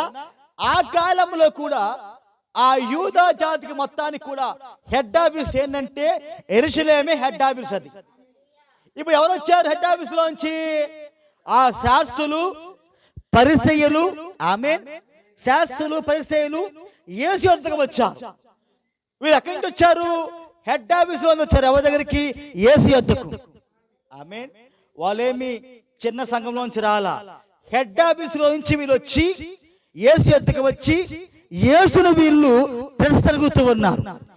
ఏమని వీళ్ళు అడుగుతా ఉన్నారంటే, నీ శిష్యులు చేతులు కడుక్కోకుండా భోజనం చేస్తున్నారే. ఆమె వీళ్ళు అడిగే ప్రశ్న ఎలా ఉంది? నీ శిష్యులు, అయ్యా మేమైతే భోజనం చేయాలంటే ఫుల్గా చేతులు వాష్ చేసుకుంటాం, కాళ్ళు కడుక్కుంటాం. అసలు మీ శిష్యులు ఉన్నారు చూసావా, అసలు చేతులు కూడా కడుక్కోకుండా ఎలా పడితే అలా భోజనం చేస్తున్నారు అసలు అని వీళ్ళు యేసుని వాళ్ళు ప్రశ్న అడుగుతూ ఉన్నారు. వాక్య గురించి కాదు వాళ్ళు అడిగేది. అదో అందరూ కూడా చెప్పండి.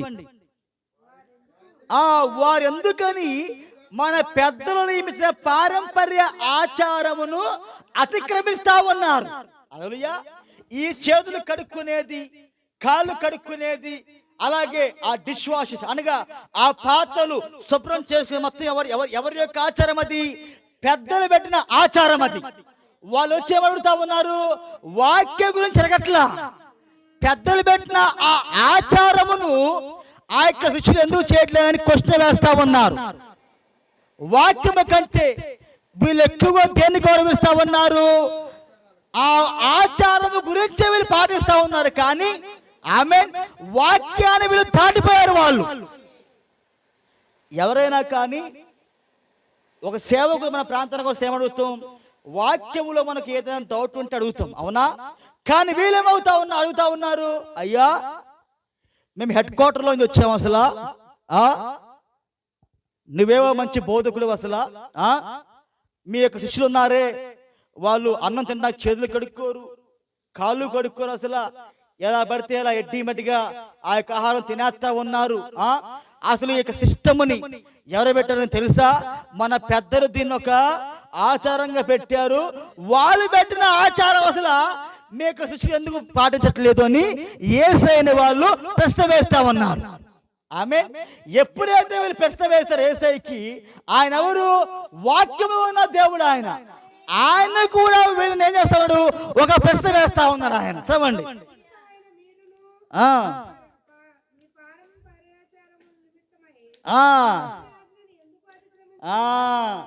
ఎప్పుడైతే వీళ్ళు ప్రశ్న వేస్తారో యేసయ్యని, యేసు కూడా వీళ్ళని ఏం చేస్తా ఉన్నాడు? ఒక ప్రశ్న వేస్తూ ఉన్నాడు ఆయన. అసలు మీరు ఎందుకని ఆ యొక్క పెద్దలు పెట్టిన పారంపర్య ఆచారం నిమిత్తము దేవుని వాక్యాన్ని మీరిపోతా ఉన్నారని ప్రశ్న వేస్తూ ఉన్నాడు ఆయన. ఆమేన్. అందుకని అక్కడ ఏముంది? క్వశ్చన్ మార్క్ ఉంది. అక్కడ ఉందా? హల్లెలూయా. ఇప్పుడు చూడండి, యేసు వచ్చేసరికి ఏమయ్యారు వీళ్ళు? ఆ ఆచారములు, ఆ సంప్రదాయాల్లో వీళ్ళు పట్టుకొని వేలాడుతా ఉన్నారు. ఆమేన్. హల్లెలూయా. అందుకే యేసు ఏమంటున్నాడు? మీరు వాక్యాన్ని పక్కన పెట్టేశారు. అవునా? వాక్యాన్ని పక్కన పెట్టి వీళ్ళు ఏం చేస్తా ఉన్నారు? పెద్దలు పెట్టిన ఆ పారంపర్య ఆచారములనే ఆమేన్ వీళ్ళు పాటించుకుంటా వస్తా ఉన్నారు. హల్లెలూయా.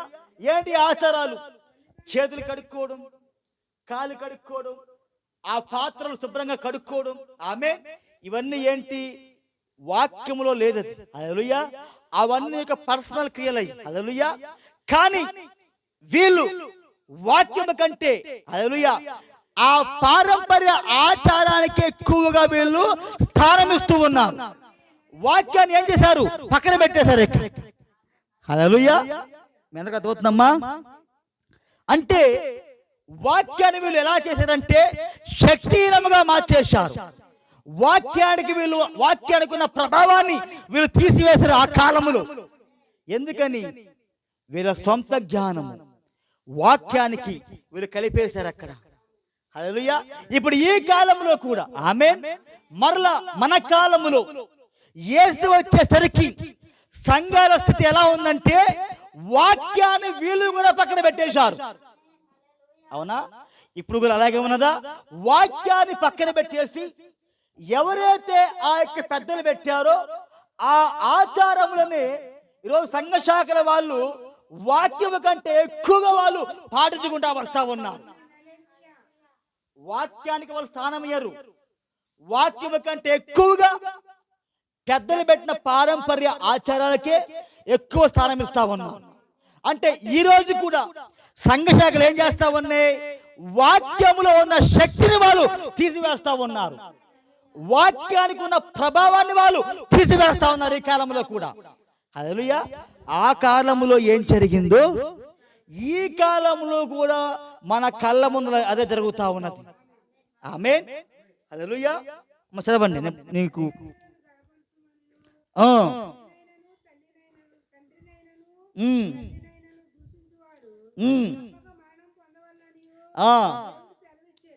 చూడండి, కింద యేసయ్య ఆచరిస్తూ ఉన్నాడు ఆయన. హల్లెలూయా. మీరు దేంట్లో తప్పిపోతున్నారో దేవుడు సమాధానం ఇస్తా ఉన్నారు. వీళ్ళేం చేస్తా ఉన్నారు? దేవుడు ధర్మశాస్త్రంలో చెప్పాడు వీళ్ళకి. హల్లెలూయా. నీ తల్లిని తండ్రిని సన్మానించుము, అప్పుడు నువ్వు దీర్ఘాయుష్మంతుడిగా అవుతావని. వీళ్ళు ఏం చేశారు? ఆ ఆజ్ఞ వీళ్ళు పక్కన పెట్టేశారు. ఆమేన్. అది ఎవరి ఆజ్ఞ? దేవుడి యొక్క ఆజ్ఞ. ధర్మశాస్త్రం అంటే ఏంటి? వాక్యం అది. హల్లెలూయా. వీళ్ళు ఏం చేశారు? ఆ కాలంలో ఈ యొక్క వాక్యమును వీళ్ళు ఏం చేశారంటే వాక్యాన్ని వాళ్ళు పక్కన పెట్టేశారు. వాక్యాన్ని పక్కన పెట్టేసి వాళ్ళ ఆలోచన ప్రకారంగా వాళ్ళు జీవిస్తా ఉన్నారు ఆ కాలములో. హల్లెలూయా. చూడండి, వాక్యములో ఆ ధర్మశాస్త్రములో దేవుడు చాలా స్పష్టంగా చెప్పాడు. ఆయన నీ తల్లిని తండ్రిని నువ్వు సన్మానించాలి, అప్పుడు నీవు దీర్ఘాయుష్మంతుగా జీవిస్తావని. హల్లెలూయా. ఇప్పుడు వీళ్ళు ఏం చేయాలి? నిజంగా వీళ్ళలో వాక్యం ఉంటే, ఆమె నిజంగా వీళ్ళు దేవుడు ఉంటే వీళ్ళు ఏం చేస్తారు? ఆ పారంపర్య ఆచారం కంటే వాక్యాన్ని వీళ్ళు గౌరవిస్తారు వీళ్ళు. ఎందుకని? వాక్యములో అలా రాయబడి ఉంది కాబట్టి. హల్లెలూయా. కానీ వీళ్ళేం చేస్తారు? వాక్యాన్ని పక్కన పెట్టేసి వాళ్ళ ఆచారాన్ని ఎక్కువగా ఆచరిస్తూ ఉన్నారు వారు. ఆమేన్. మీకు అందరూ అర్థమవుతుందమ్మా? చదవండి ఒకసారి నిర్గమకాండము 20:12. నిర్గమకాండము 20:12. Page number 61. 20.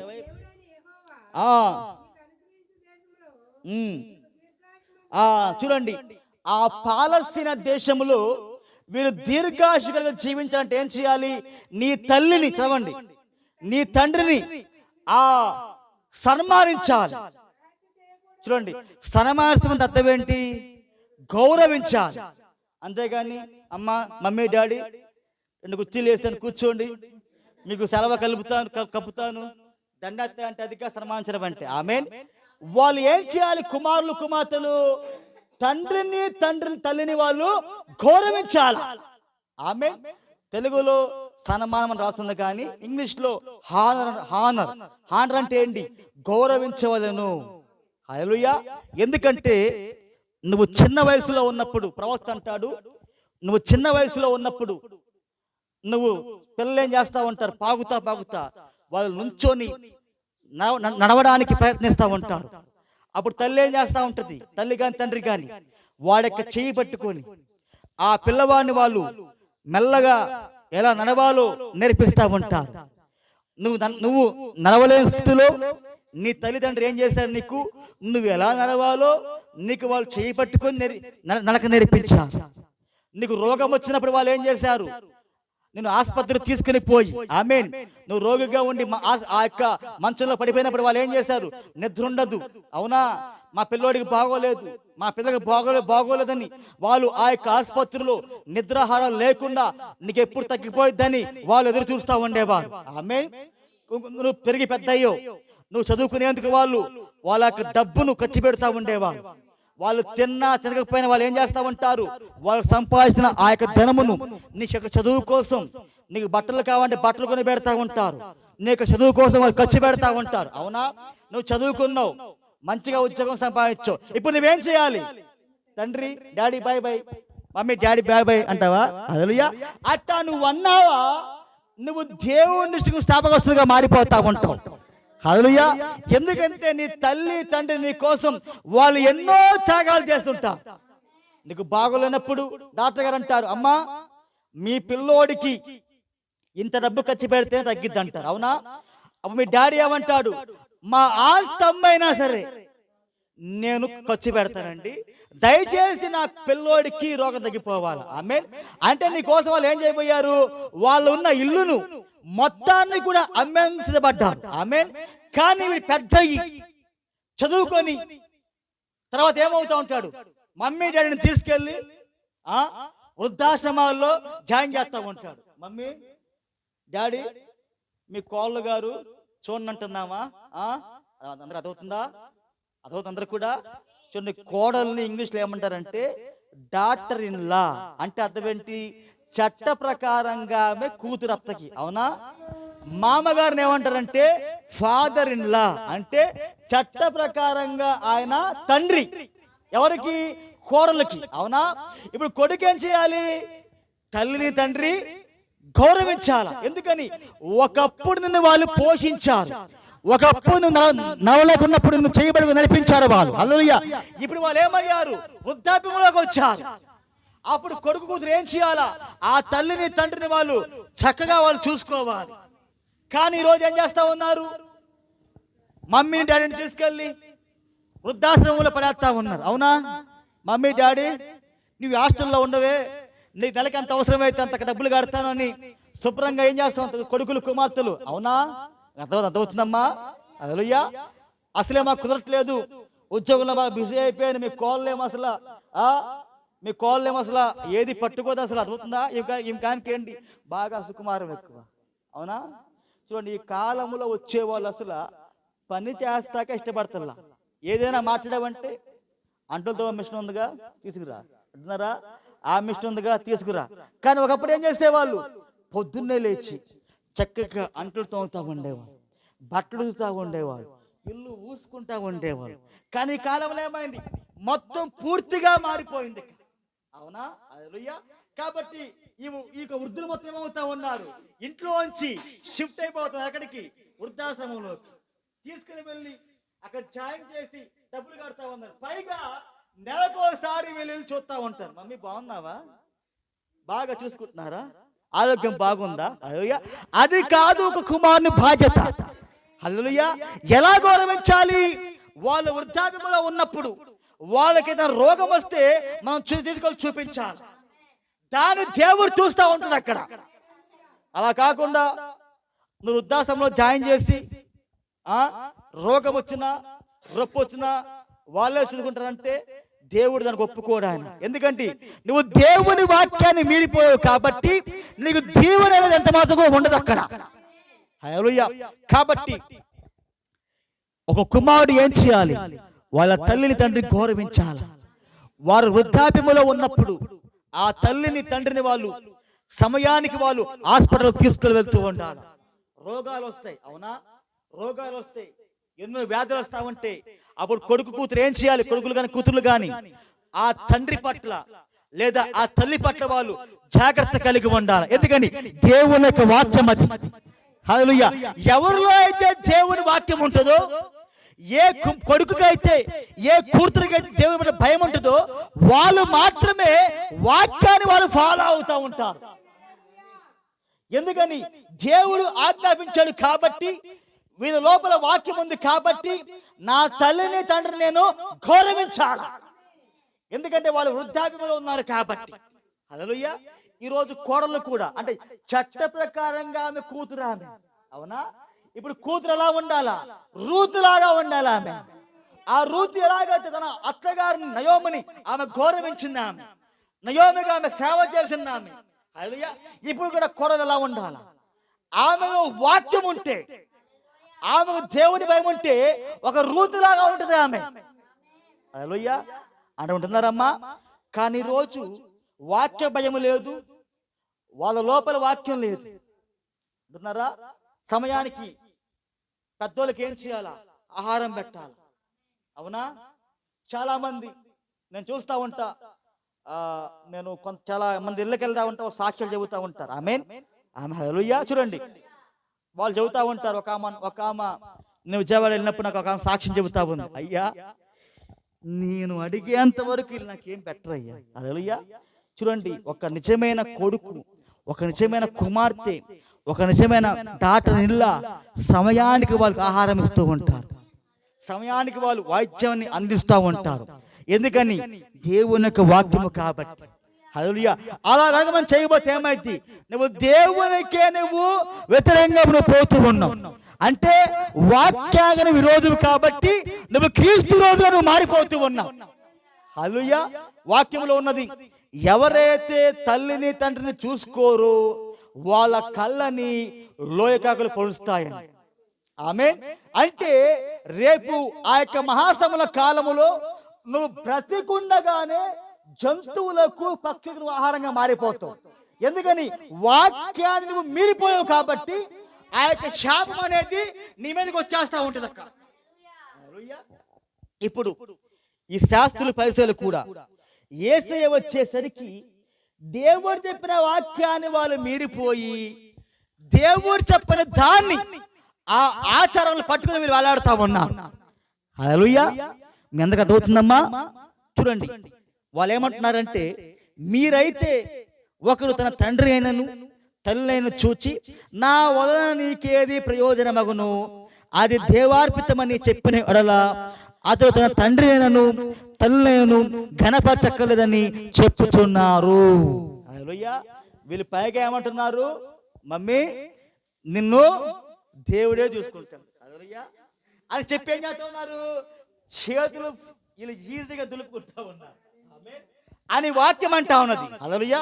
కానీ ఒక కుమారుడు, ఒక కుమార్తె ఆ తల్లిని ఆ తండ్రిని వాళ్ళు వృద్ధాప్యంలో ఉన్నప్పుడు ఆ ఏ సమయానికి వాళ్ళు ఏది అవసరమో వాళ్ళని చక్కగా మనం చూసుకుంటా ఉండాలి. దాన్ని బట్టి దేవుడు మనల్ని దీవిస్తాడు ఆయన. ఎందుకంటే వాక్యానికి నువ్వు లోబడితే నీకు దీవెన వస్తూ ఉంటుంది. అదే వాక్యం దాటిపోతే నువ్వు శాపములకు వెళ్తా ఉంటావు, నువ్వు తీర్పులోకి పోతా ఉంటావు. హల్లెలూయా. ఆమేన్. చదవండి. మీరు మీ పారంపర్య ఆచారము నిమిత్తమై దేవుని వాక్యమును నిరర్థకము చేయుచున్నారు వేషధారులారా. హల్లెలూయా. ఇప్పుడు ఆ కాలములో, ఆమేన్ అమ్మ, మీ అందరికి వాక్యం అర్థమవుతుందా? ఆ కాలములో మొట్టమొదటి రాకడలో వీళ్ళు వాక్యాన్ని పక్కన పెట్టి, హల్లెలూయా, వాక్యమును వీళ్ళు ఏం చేస్తా ఉన్నారు? నిరర్థకంగా మార్చేశారు. వాక్యమును వీళ్ళు శక్తిహీనంగా చేసేశారు.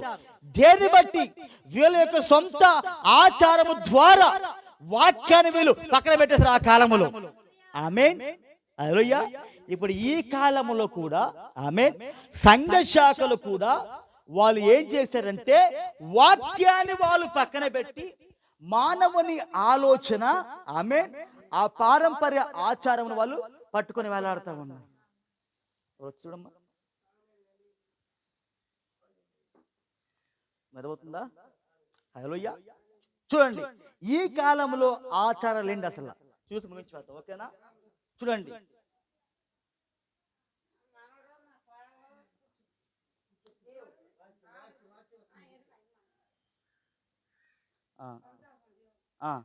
ఓకే,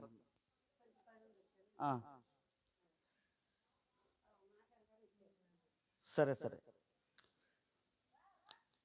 చూడు,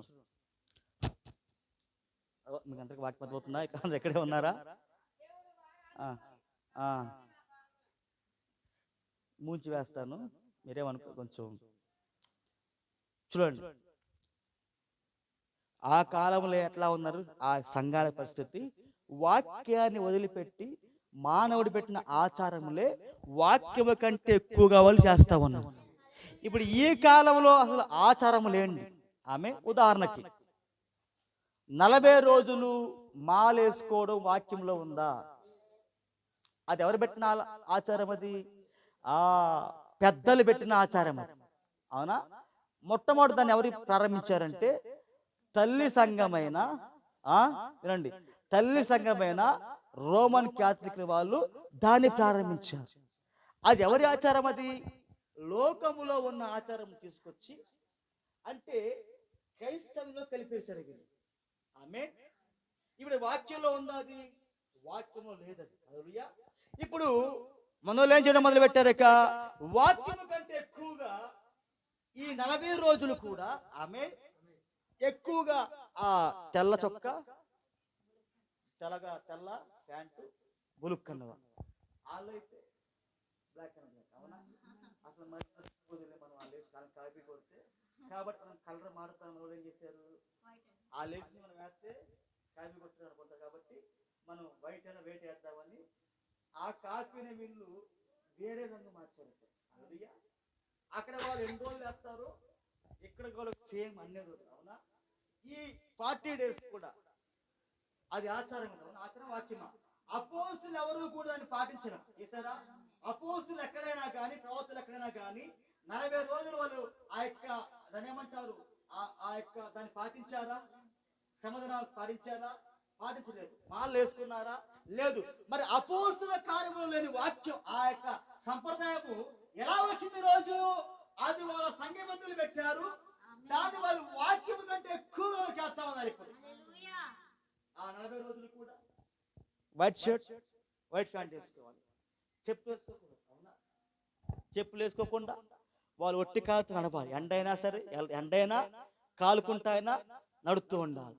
రోడ్ల మీద పేడ వచ్చినా, అదవుతుందా, పేడ వచ్చినా, దుమ్ము వచ్చినా సరే నడవాల్సింది. ఆ 40 రోజులు కూడా ప్రతి కనపడని మొత్తం కూడా బాగున్నావా స్వామి, మొదలే మదన అనేది బాగున్నావా స్వామి అని పిలవాలి. ఆమె ఆ 40 రోజులు కూడా నో డ్రింక్, ఏమి ఉండదు. ఆమె ఆ 40 రోజులు కూడా ఏం చేయాలి? మంచం మీద పడుకోకూడదు, కాపు వేసుకొని కిందనే పడుకోవాలి. అదేంటి? వాక్యములో లేదు. ఆమె అది ఎవరు పెట్టారు? మానవుడు పెట్టిన పారంపర్య ఆచారం అది.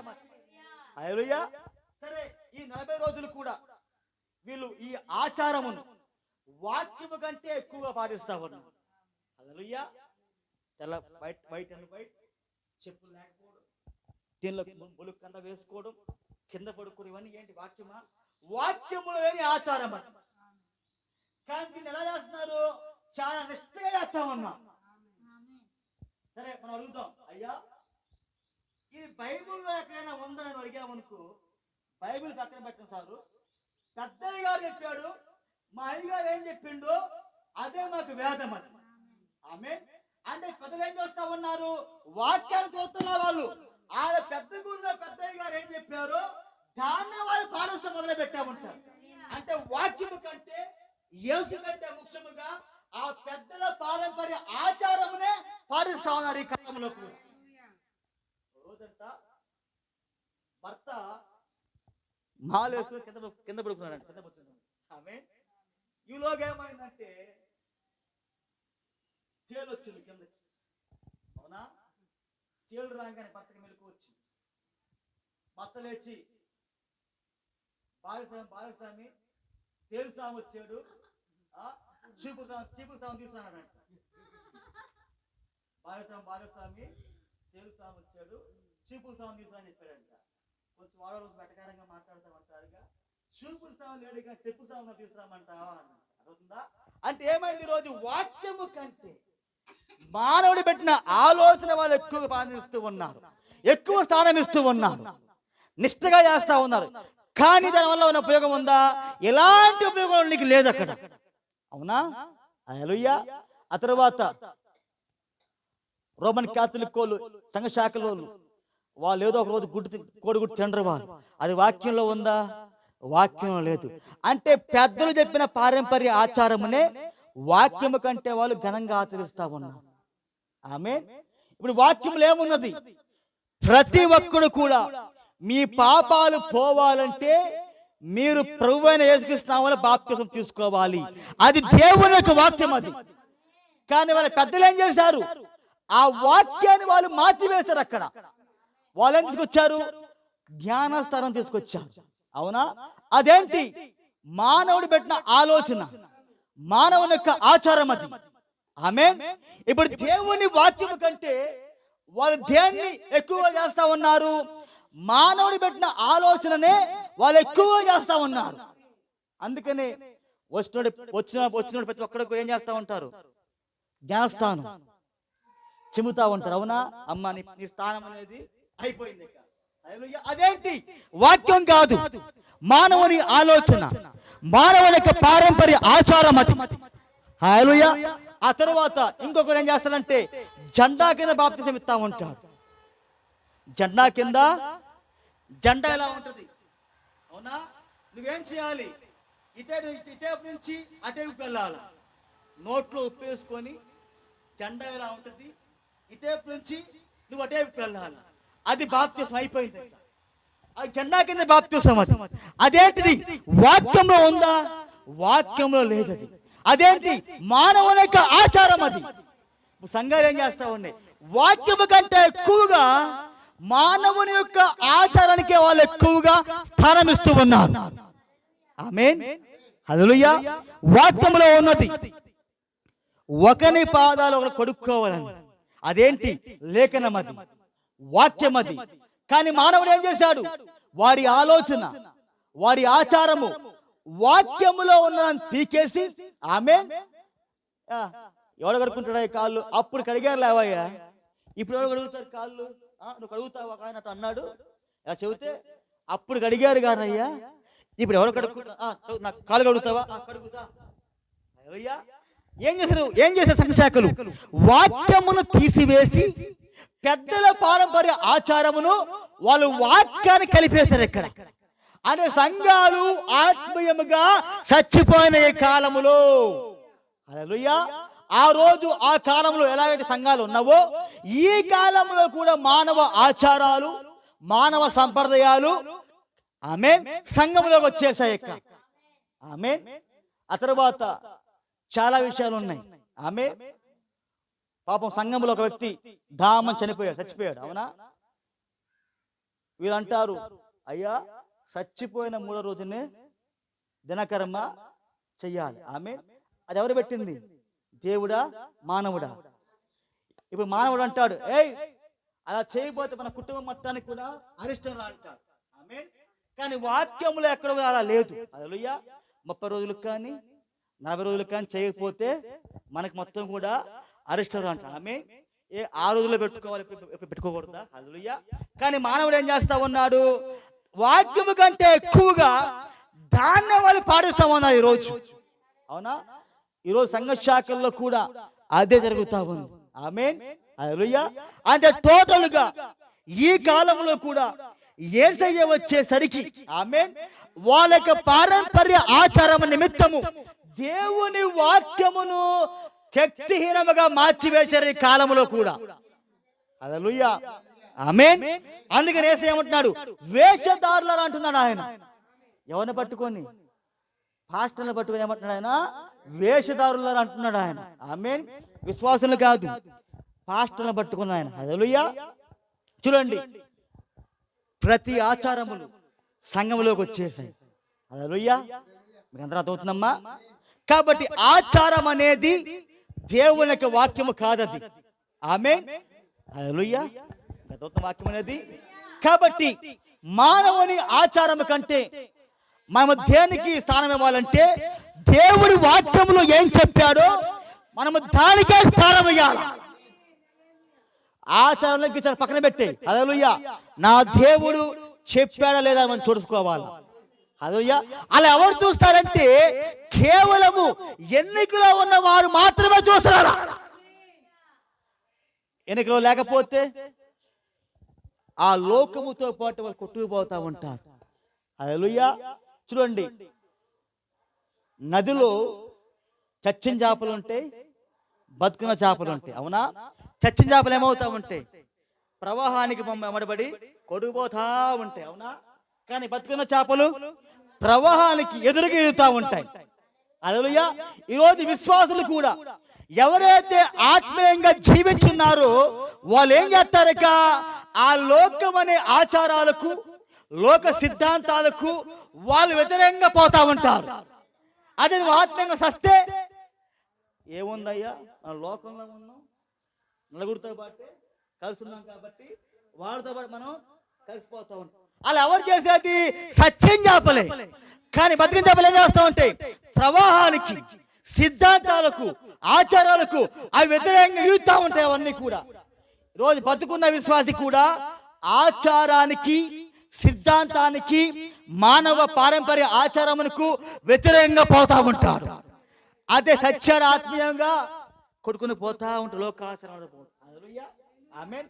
కాబట్టి వధువు ఎప్పుడు కూడా సిద్ధాంతాలకు ఆమె వ్యతిరేకంగా ఈదుతా ఉంటది. ఆమె ఆమె కింద ముంచి వేస్తారు.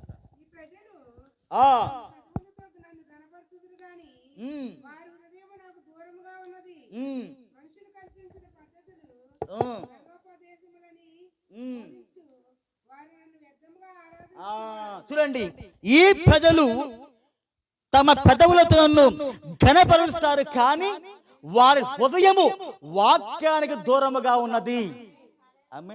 చూడండి, ఈ కాలములో సంఘ శాఖలకు ఆరాధన ఎలా ఉంటుంది? ఆరాధన మంచి మ్యూజికల్ సిస్టమ్.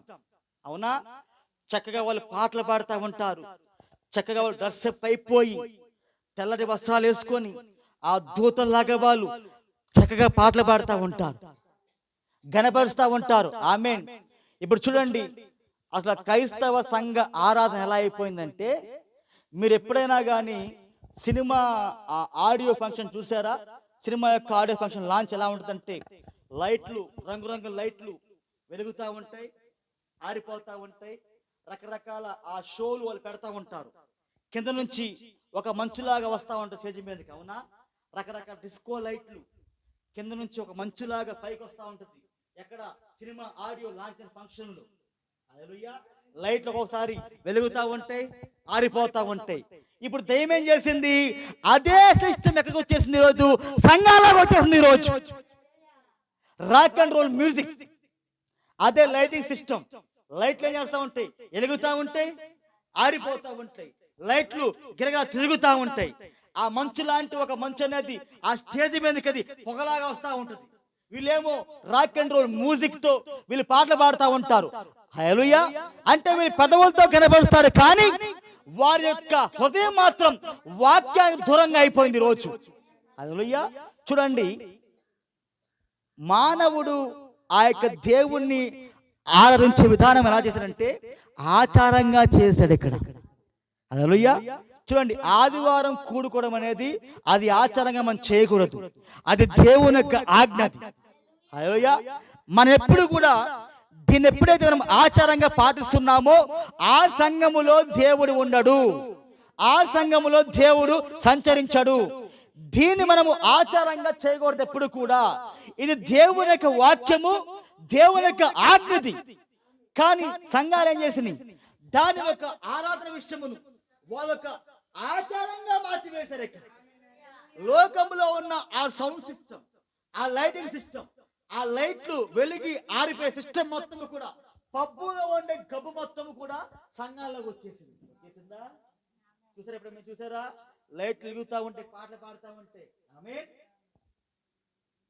ఈ అమ్మాయి గారేమో అందరూ కూడా ఎప్పుడైనా చూడండి యూట్యూబ్లో పాటలు పాడుతూ ఉంటారు. సినిమాలు ఎలాగైతే వెనకాల స్వరమేమో ఒకటిది, హీరో ఏమో అవుతుందా డాన్స్ యాక్షన్ చేసి డాన్స్ చేస్తా ఉంటాం. అవునా? ఇప్పుడు ఆ సిస్టమ్ ఎక్కడికి వచ్చింది? క్రైస్తవ ఆల్బమ్లోకి వచ్చింది. అవునా?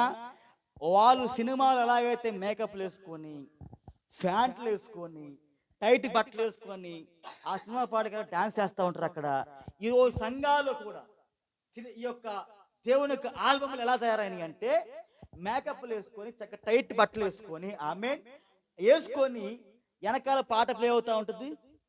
ఆమె అమ్మగారేమో ఫుల్గా మేకప్ వేసుకుంటుంది, పాట పాడుతూ ఉంటుంది.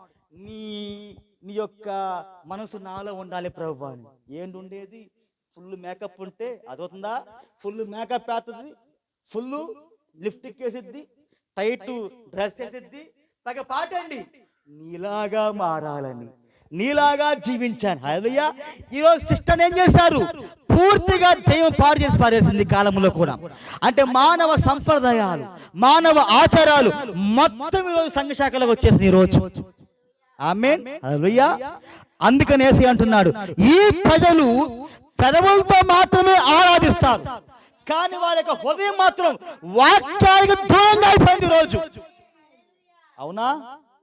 పెదవులతో మాత్రం వర్షిప్ నిగుడుతూ ఉంటారు, అదవుతుందా? భాషతో మాట్లాడుతూ ఉంటారు, కానీ వాక్యం దగ్గరికి వచ్చేసరికి అమ్మా నీవు నట్లు బోర్డులు పెట్టుకోకూడదమ్మంటే అవి మాత్రం చెప్పమాకయ్యా, అవి లేకపోతే ఉండలేనయ్యా. ఏంటి? వారి హృదయము వాక్యానికి దూరంగా అయిపోయింది. అవునా అమ్మా? స్త్రీలు వాక్య ప్రకారంగా ఫ్యాన్ తెలుసుకోకూడదమ్మంటే అవి మాత్రం చెప్పమాక, ఇంకేదైనా చెప్పు అంటే వాళ్ళ హృదయం ఎలా ఉంది? వాక్యానికి దూరంగా అయిపోయింది. పాటలు మాత్రం పాడతారు, అవునా? కానీ వాక్యం చెప్తే ఏమైంది? వాక్యానికి వాళ్ళ హృదయాలు దూరంగా అయిపోతా ఉన్నాయి. హల్లెలూయా. అమ్మా, స్త్రీలు వెంట్రుకలు కత్తిరించకూడదమ్మంటే ఏమైంది? వాళ్ళ హృదయము వాక్యానికి దూరంగా అయిపోయింది. అందుకనేగా సమానం కత్తిరిస్తూ ఉంటారు. అవునా? ఎందుకు కత్తిరించామంటే ఏం లేదండి, ఎగుడు దిగుడుగా ఉన్నాయి, సమానం కత్తిరిస్తే పెరుగుతాయి. హల్లెలూయా. దేవుడు అన్నాడు ఒక స్త్రీ ఎప్పుడు కూడా వెంట్రుకలు కత్తిరించకూడదని. హల్లెలూయా. ఇప్పుడు వాళ్ళ హృదయం ఏమైంది? వాక్యానికి దూరంగా అయిపోయింది. కానీ స్టేజ్ మీద మాత్రం మైకా పట్టుకొని డాన్స్ చేస్తా శుభ్రంగా పాటలు పాడుతూ ఉంటారు, గణపరుస్తూ ఉంటారు. అది ఎలాంటి ఆరాధన అంటే దెయ్యాల ఆరాధన ప్రవక్త అంటున్నాడు ఆయన. అది ఏ ఆరాధన? దెయ్యాలు దేవుని ఆరాధిస్తా ఉన్నాయి. అలాంటి ఆరాధన దేవుడు కోరుకోడు. హల్లెలూయా. అందుకేసి అన్న వేషధారులారా, మీరు పెదవులతో మాత్రం పాటలు పాడతారు కానీ మీ హృదయం మాత్రం నాకు దూరముగా ఉన్నది. మానవులు కల్పించిన పద్ధతులు దైవోపదేశాలుగా బోధిస్తా ఉన్నారంట. ఏం చేస్తున్నారు? మానవులు కల్పించిన పద్ధతులు. ఈ 40 రోజులు లెంట్ డేస్ మాలేసుకోవడం, హల్లెలూయా, ఆ చిలకరింపు బాప్తిసం, ఇవన్నీ ఏంటి? మానవులు కల్పించిన ఆ కల్ప పద్ధతులు దేవుని వాక్యం కంటే వీళ్ళు ఎక్కువగా బోధిస్తా ఉన్నారు. హల్లెలూయా. చదవండి, వారు నన్ను వ్యర్థముగా ఆరాధిస్తూ ఉన్నారు. ఇప్పుడు ఇది ఎలాంటి ఆరాధన? వ్యర్థమైన ఆరాధన లేకపోతే దేవునికి ఇష్టమైన ఆరాధన? కయ్యను లాంటి ఆరాధన ఇది. హల్లెలూయా. దయ్యము చేసే ఆరాధన ఇది. హల్లెలూయా. కాబట్టి వాక్య ప్రకారంగా ఆ రోజు సంఘ శాఖలు ఎలాగైతే వ్యర్థంగా దేవుణ్ణి వాళ్ళు ఆరాధిస్తున్నారో, ఈ రోజు కూడా వాళ్ళ ఆరాధన మొత్తం వ్యర్థమైపోతా ఉన్నది. వాళ్ళు ₹1,00,00,000 పెట్టి సభలు పెట్టినా వ్యర్థమే, 20 లక్షలు పెట్టి పెద్ద కూటాలు పెట్టినా వ్యర్థమే. వాళ్ళ కూటాలకి 20 లక్షల మంది జనాభా వచ్చినా మొత్తం వ్యర్థమే. ఎందుకంటే వాళ్ళ ఆరాధన వాక్యానికి వ్యతిరేకమైన ఆరాధన. ఎక్కడైతే వాక్యం ఉండదో అక్కడ యేసయ్య ఉండడు అక్కడ. హల్లెలూయా. కాబట్టి ఈ కాలంలో కూడా యేసయ్య వచ్చేసరికి సంఘ శాఖలు మొత్తము కూడా వాళ్ళ సొంత ఆలోచనలతోటి, వాళ్ళ సంప్రదాయాలతోటి వాళ్ళు ఇరుక్కుపోయి ఉన్నారు. ఇక్కడ వాక్యాన్ని పూర్తిగా వాళ్ళు పక్కన పెట్టేశారు. ఆమేన్. ఒకరంటాడు పెంతెకోస్తులు ఎలా అంటారు, అరే డ్రమ్ము గట్టి కొట్టు ఆత్మ దిగొస్తుంది. అవునా? సంఘంలో ఎవరైనా సరే డ్రమ్ము మెల్లింగ్ కొట్టాడా ఊరుకోడు. అర్థమవుతుందా? చూడండి, సంగీతం ఎప్పుడు కూడా పాట వెనకమాల వెళ్ళాలి. సంగీతం పాటను దాటిందా ఇక రాక్ అండ్ రోల్ డాన్స్ లేక. కాబట్టి ఈ పెంతెకోస్తులకు ఆచారం ఏంటంటే, నువ్వు డ్రమ్ గట్టి కొట్టావా ఆత్మ దిగొస్తుంది. హల్లెలూయా. చూడు, సంగీతానికి మనం తెలియకుండానే మనం ఏమవుతా ఉంటాం, కాళ్ళు ఊపుతా ఉంటాం. అవునా? చేతులు ఊపుతా ఉంటాం. ఏంటి? అదొక ఆకర్షణ. డ్రమ్ము కొడితే దేవుడు రాడు. హల్లెలూయా. వాక్యం అంటే యేసయ్య దిగొస్తాడు అక్కడికి. ఇప్పుడు పెంతెకోస్తు యొక్క ఆ ఆచారం ఏంటి? డ్రమ్ము కొడితే దేవుడు దిగొస్తాడు. ఇంకో సంఘం ఉన్నది. ఏంటది ఆ సంఘం అంటే? అది చర్చ్ ఆఫ్ క్రైస్ట్ సంఘం. వాళ్ళ ఆచారం ఏంటంటే, దేవుడు అల్లరికి కర్త కాడు కాబట్టి మనం చప్పట్లు గాని డ్రమ్ము గాని కొట్టకూడదు. అదేంటి ఆచారం అది. హల్లెలూయా. ఒకడేమో డ్రమ్ము కొట్టమంటాడు, ఇంకోలేమో డ్రమ్ము కొట్టకూడదు అంటారు. ఆమేన్. ఇది మానవుడు పెట్టిన ఆచారమా దేవుని వాక్యమా? మానవులు పెట్టిన ఆచారం ఇది.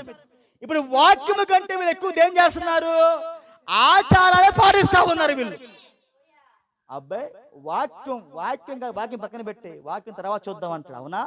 కాబట్టి ఈ కాలంలో కూడా సంఘ శాఖలు మొత్తము వాళ్ళు ఆల్బమ్లు పాడొచ్చు, పాటలు పాడొచ్చు, కానీ వాళ్ళ హృదయము వాక్యం దూరంగా అయిపోయింది.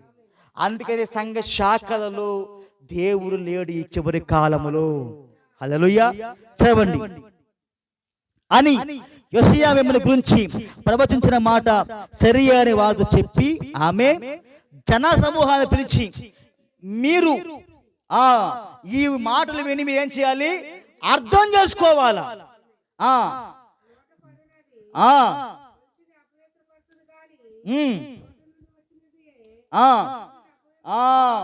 నోట్లోకి వెళ్ళేది ఏది కూడా మనుషుల్ని అపవిత్రం చేయదు. ఆహారం. హల్లెలూయా. మనుషుల లోపల ఉన్న ఆ యొక్క కోపము, ఆ యొక్క పగ, ఆ యొక్క ద్వేషము, హల్లెలూయా, ఇవన్నీ కూడా ఒక మనిషిని అపవిత్రం చేస్తే, అసూయ, ద్వేషం, పగ, ఇవన్నీ ఏంటి? ఒక మనుషుల లోపల నుండి వచ్చి వస్తా ఉండేవన్నీ కూడా అవే ఒక మనిషిని అవి అపవిత్రం చేస్తా ఉంటాయి. హల్లెలూయా. చదవండి.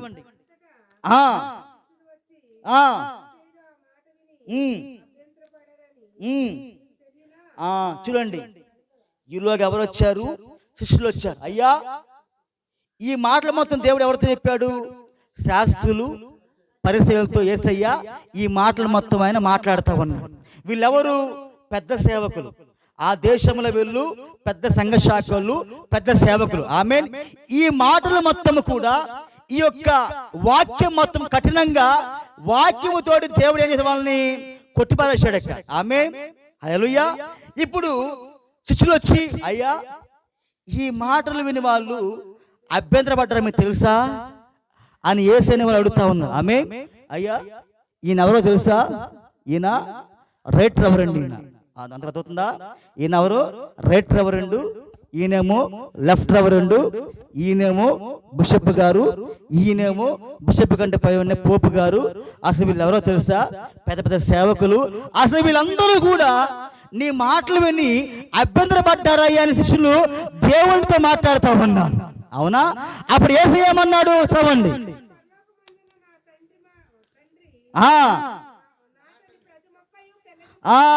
అర్రే, నిజమేనా? ఈ దేశంలో వీళ్ళే చాలా ఫేమస్.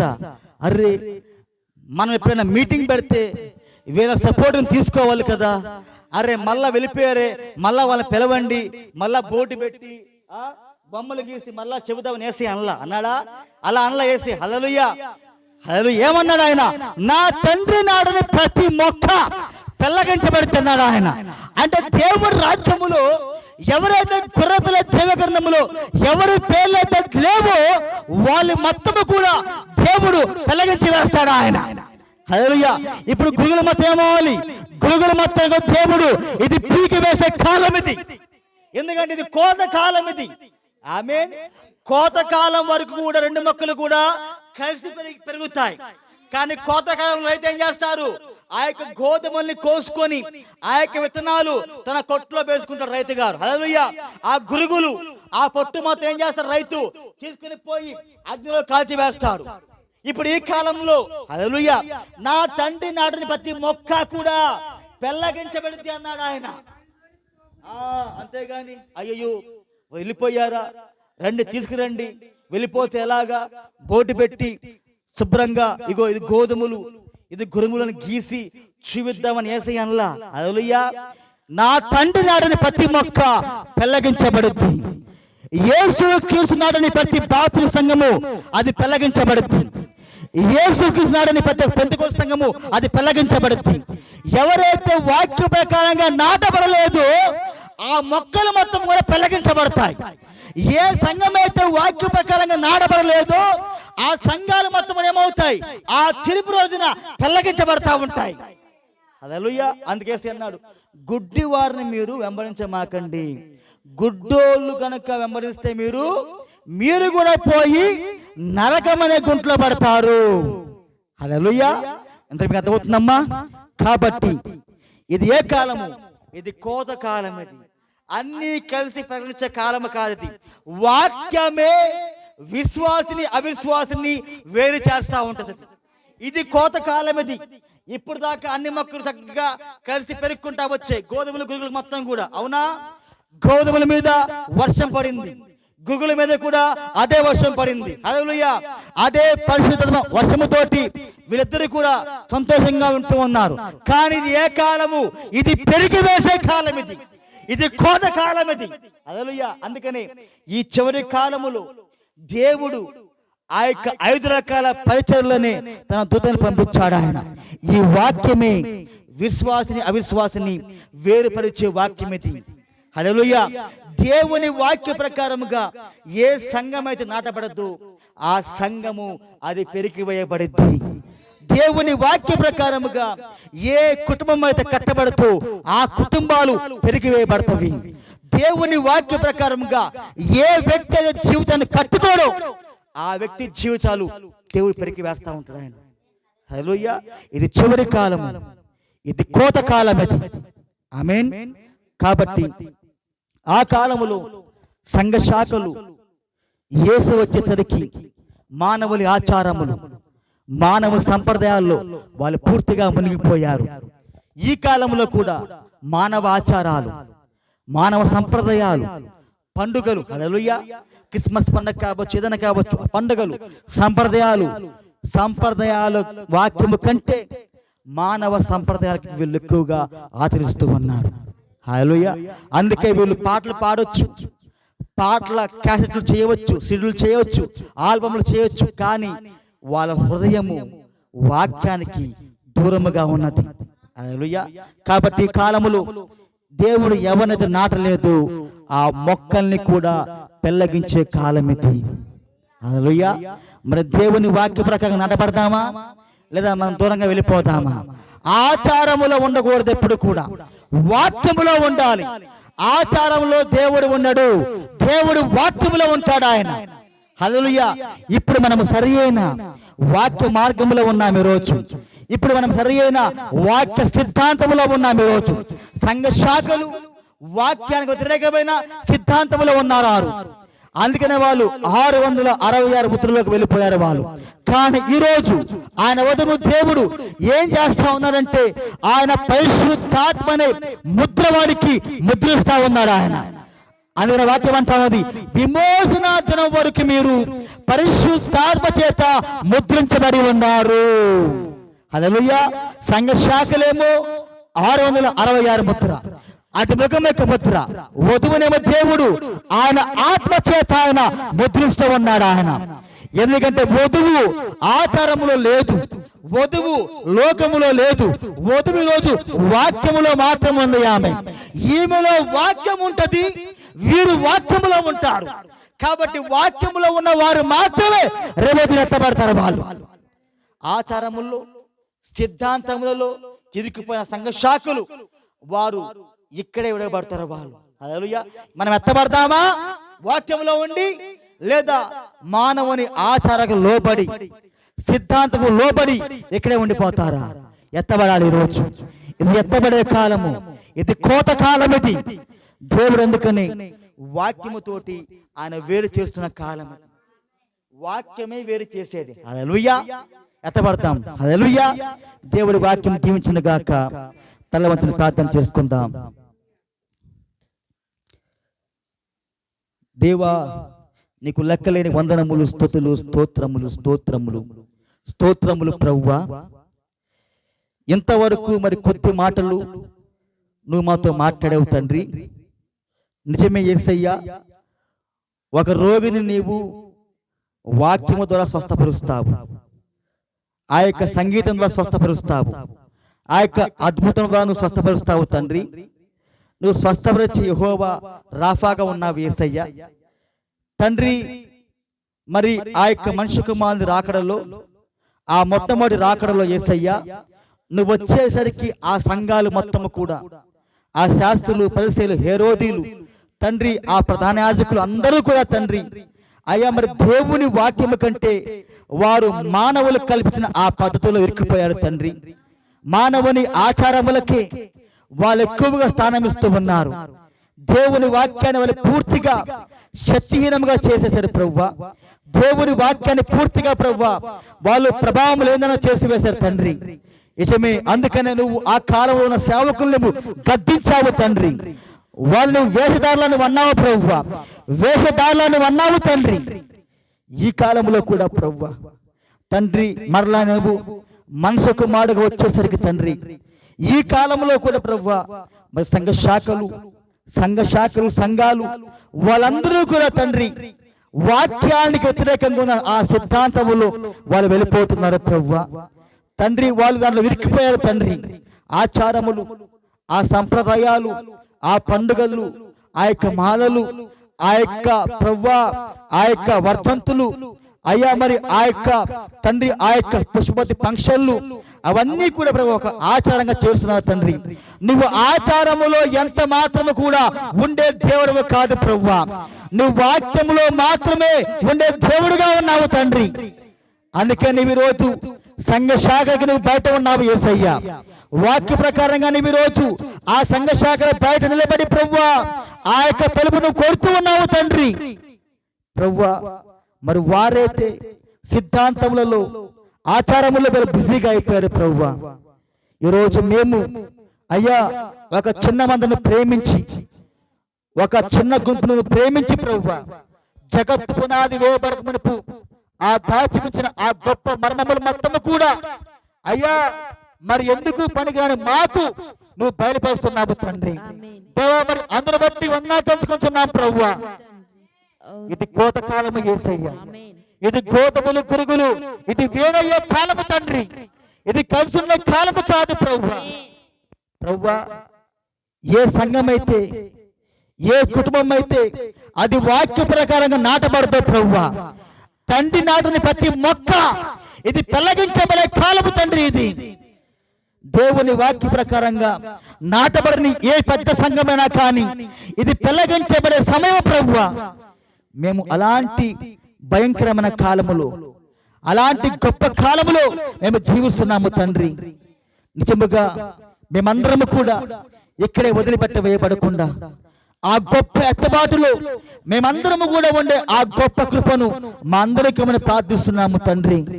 నిత్యముగా ప్రభువా మరి ఈ వాక్యము ప్రతి ఒక్కరికి కూడా అర్థమయ్యే విధముగా అయ్యా మీరే బోధించండి.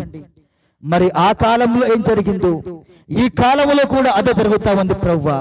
సిద్ధాంతములు, ఆచారములు, ఈ కాలంలో సిద్ధాంతములు, ఆచారములు పూర్తిగా సంఘ శాఖలు వాళ్ళు వాక్యంలోంచి బయటకు వెళ్ళిపోయారని ఈ మర్మము పూర్తిగా ఈ చిన్న వధువుకు మీరే అర్థమయ్యే విధంగా మీరు బోధించమని సహాయము చేయమని ప్రార్థిస్తున్నాము. అలాగే నీ కుమార్తెను కూడా మీరు ముట్టారని మేము పరిపూర్ణంగా నమ్ముచున్నాం ప్రభువా. ముట్టినందుకు వందనాలు చెల్లించుకుంటున్నాము తండ్రి.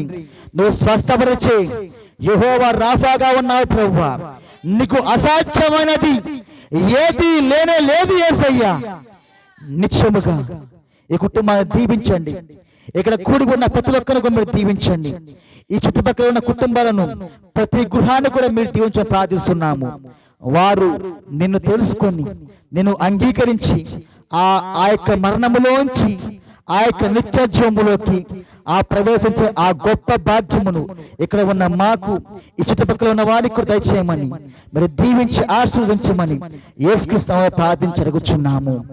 ఆమేన్ ఆమేన్. యేసుక్రీస్తు కృప సమాధానము ఇప్పుడు సదాకాలము తోడే ఉండి నడిపించునుగాక. ఆమేన్. ఓ చిన్న కోరస్ మనం పాడుకుందాం. నన్ను వెలిగించిన వాక్యమా, నన్ను బ్రతికించిన వాక్యమా, నన్ను వెలిగించిన వాక్యమా, నన్ను బ్రతికించిన వాక్యమా, వెలిగించిన నన్ను బ్రతికించిన, నన్ను వెలిగించిన నన్ను బ్రతికించిన వాక్యమా, వాక్యమా, వాక్యమా, వాక్యమా, నన్ను వెలిగించిన నన్ను బ్రతికించిన వాక్యమా, జక్కయ్యను రక్షించిన ప్రేమగల వాక్యమా, హిజ్కియాను బ్రతికించిన జీవము గల వాక్యమా, జక్కయ్యను రక్షించిన ప్రేమగల వాక్యమా, హిజ్కియాను బ్రతికించిన జీవము గల వాక్యమా,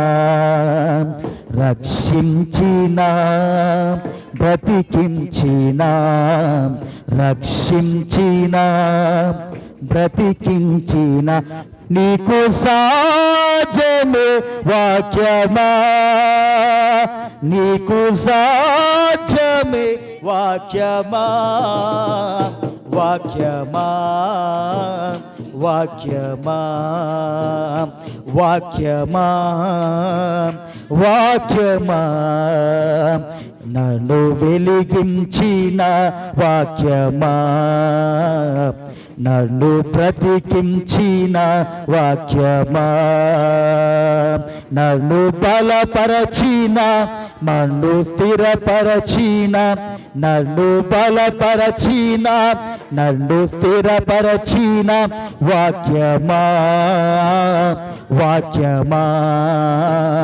వాక్యమా, వాక్యమా. హల్లెలూయా.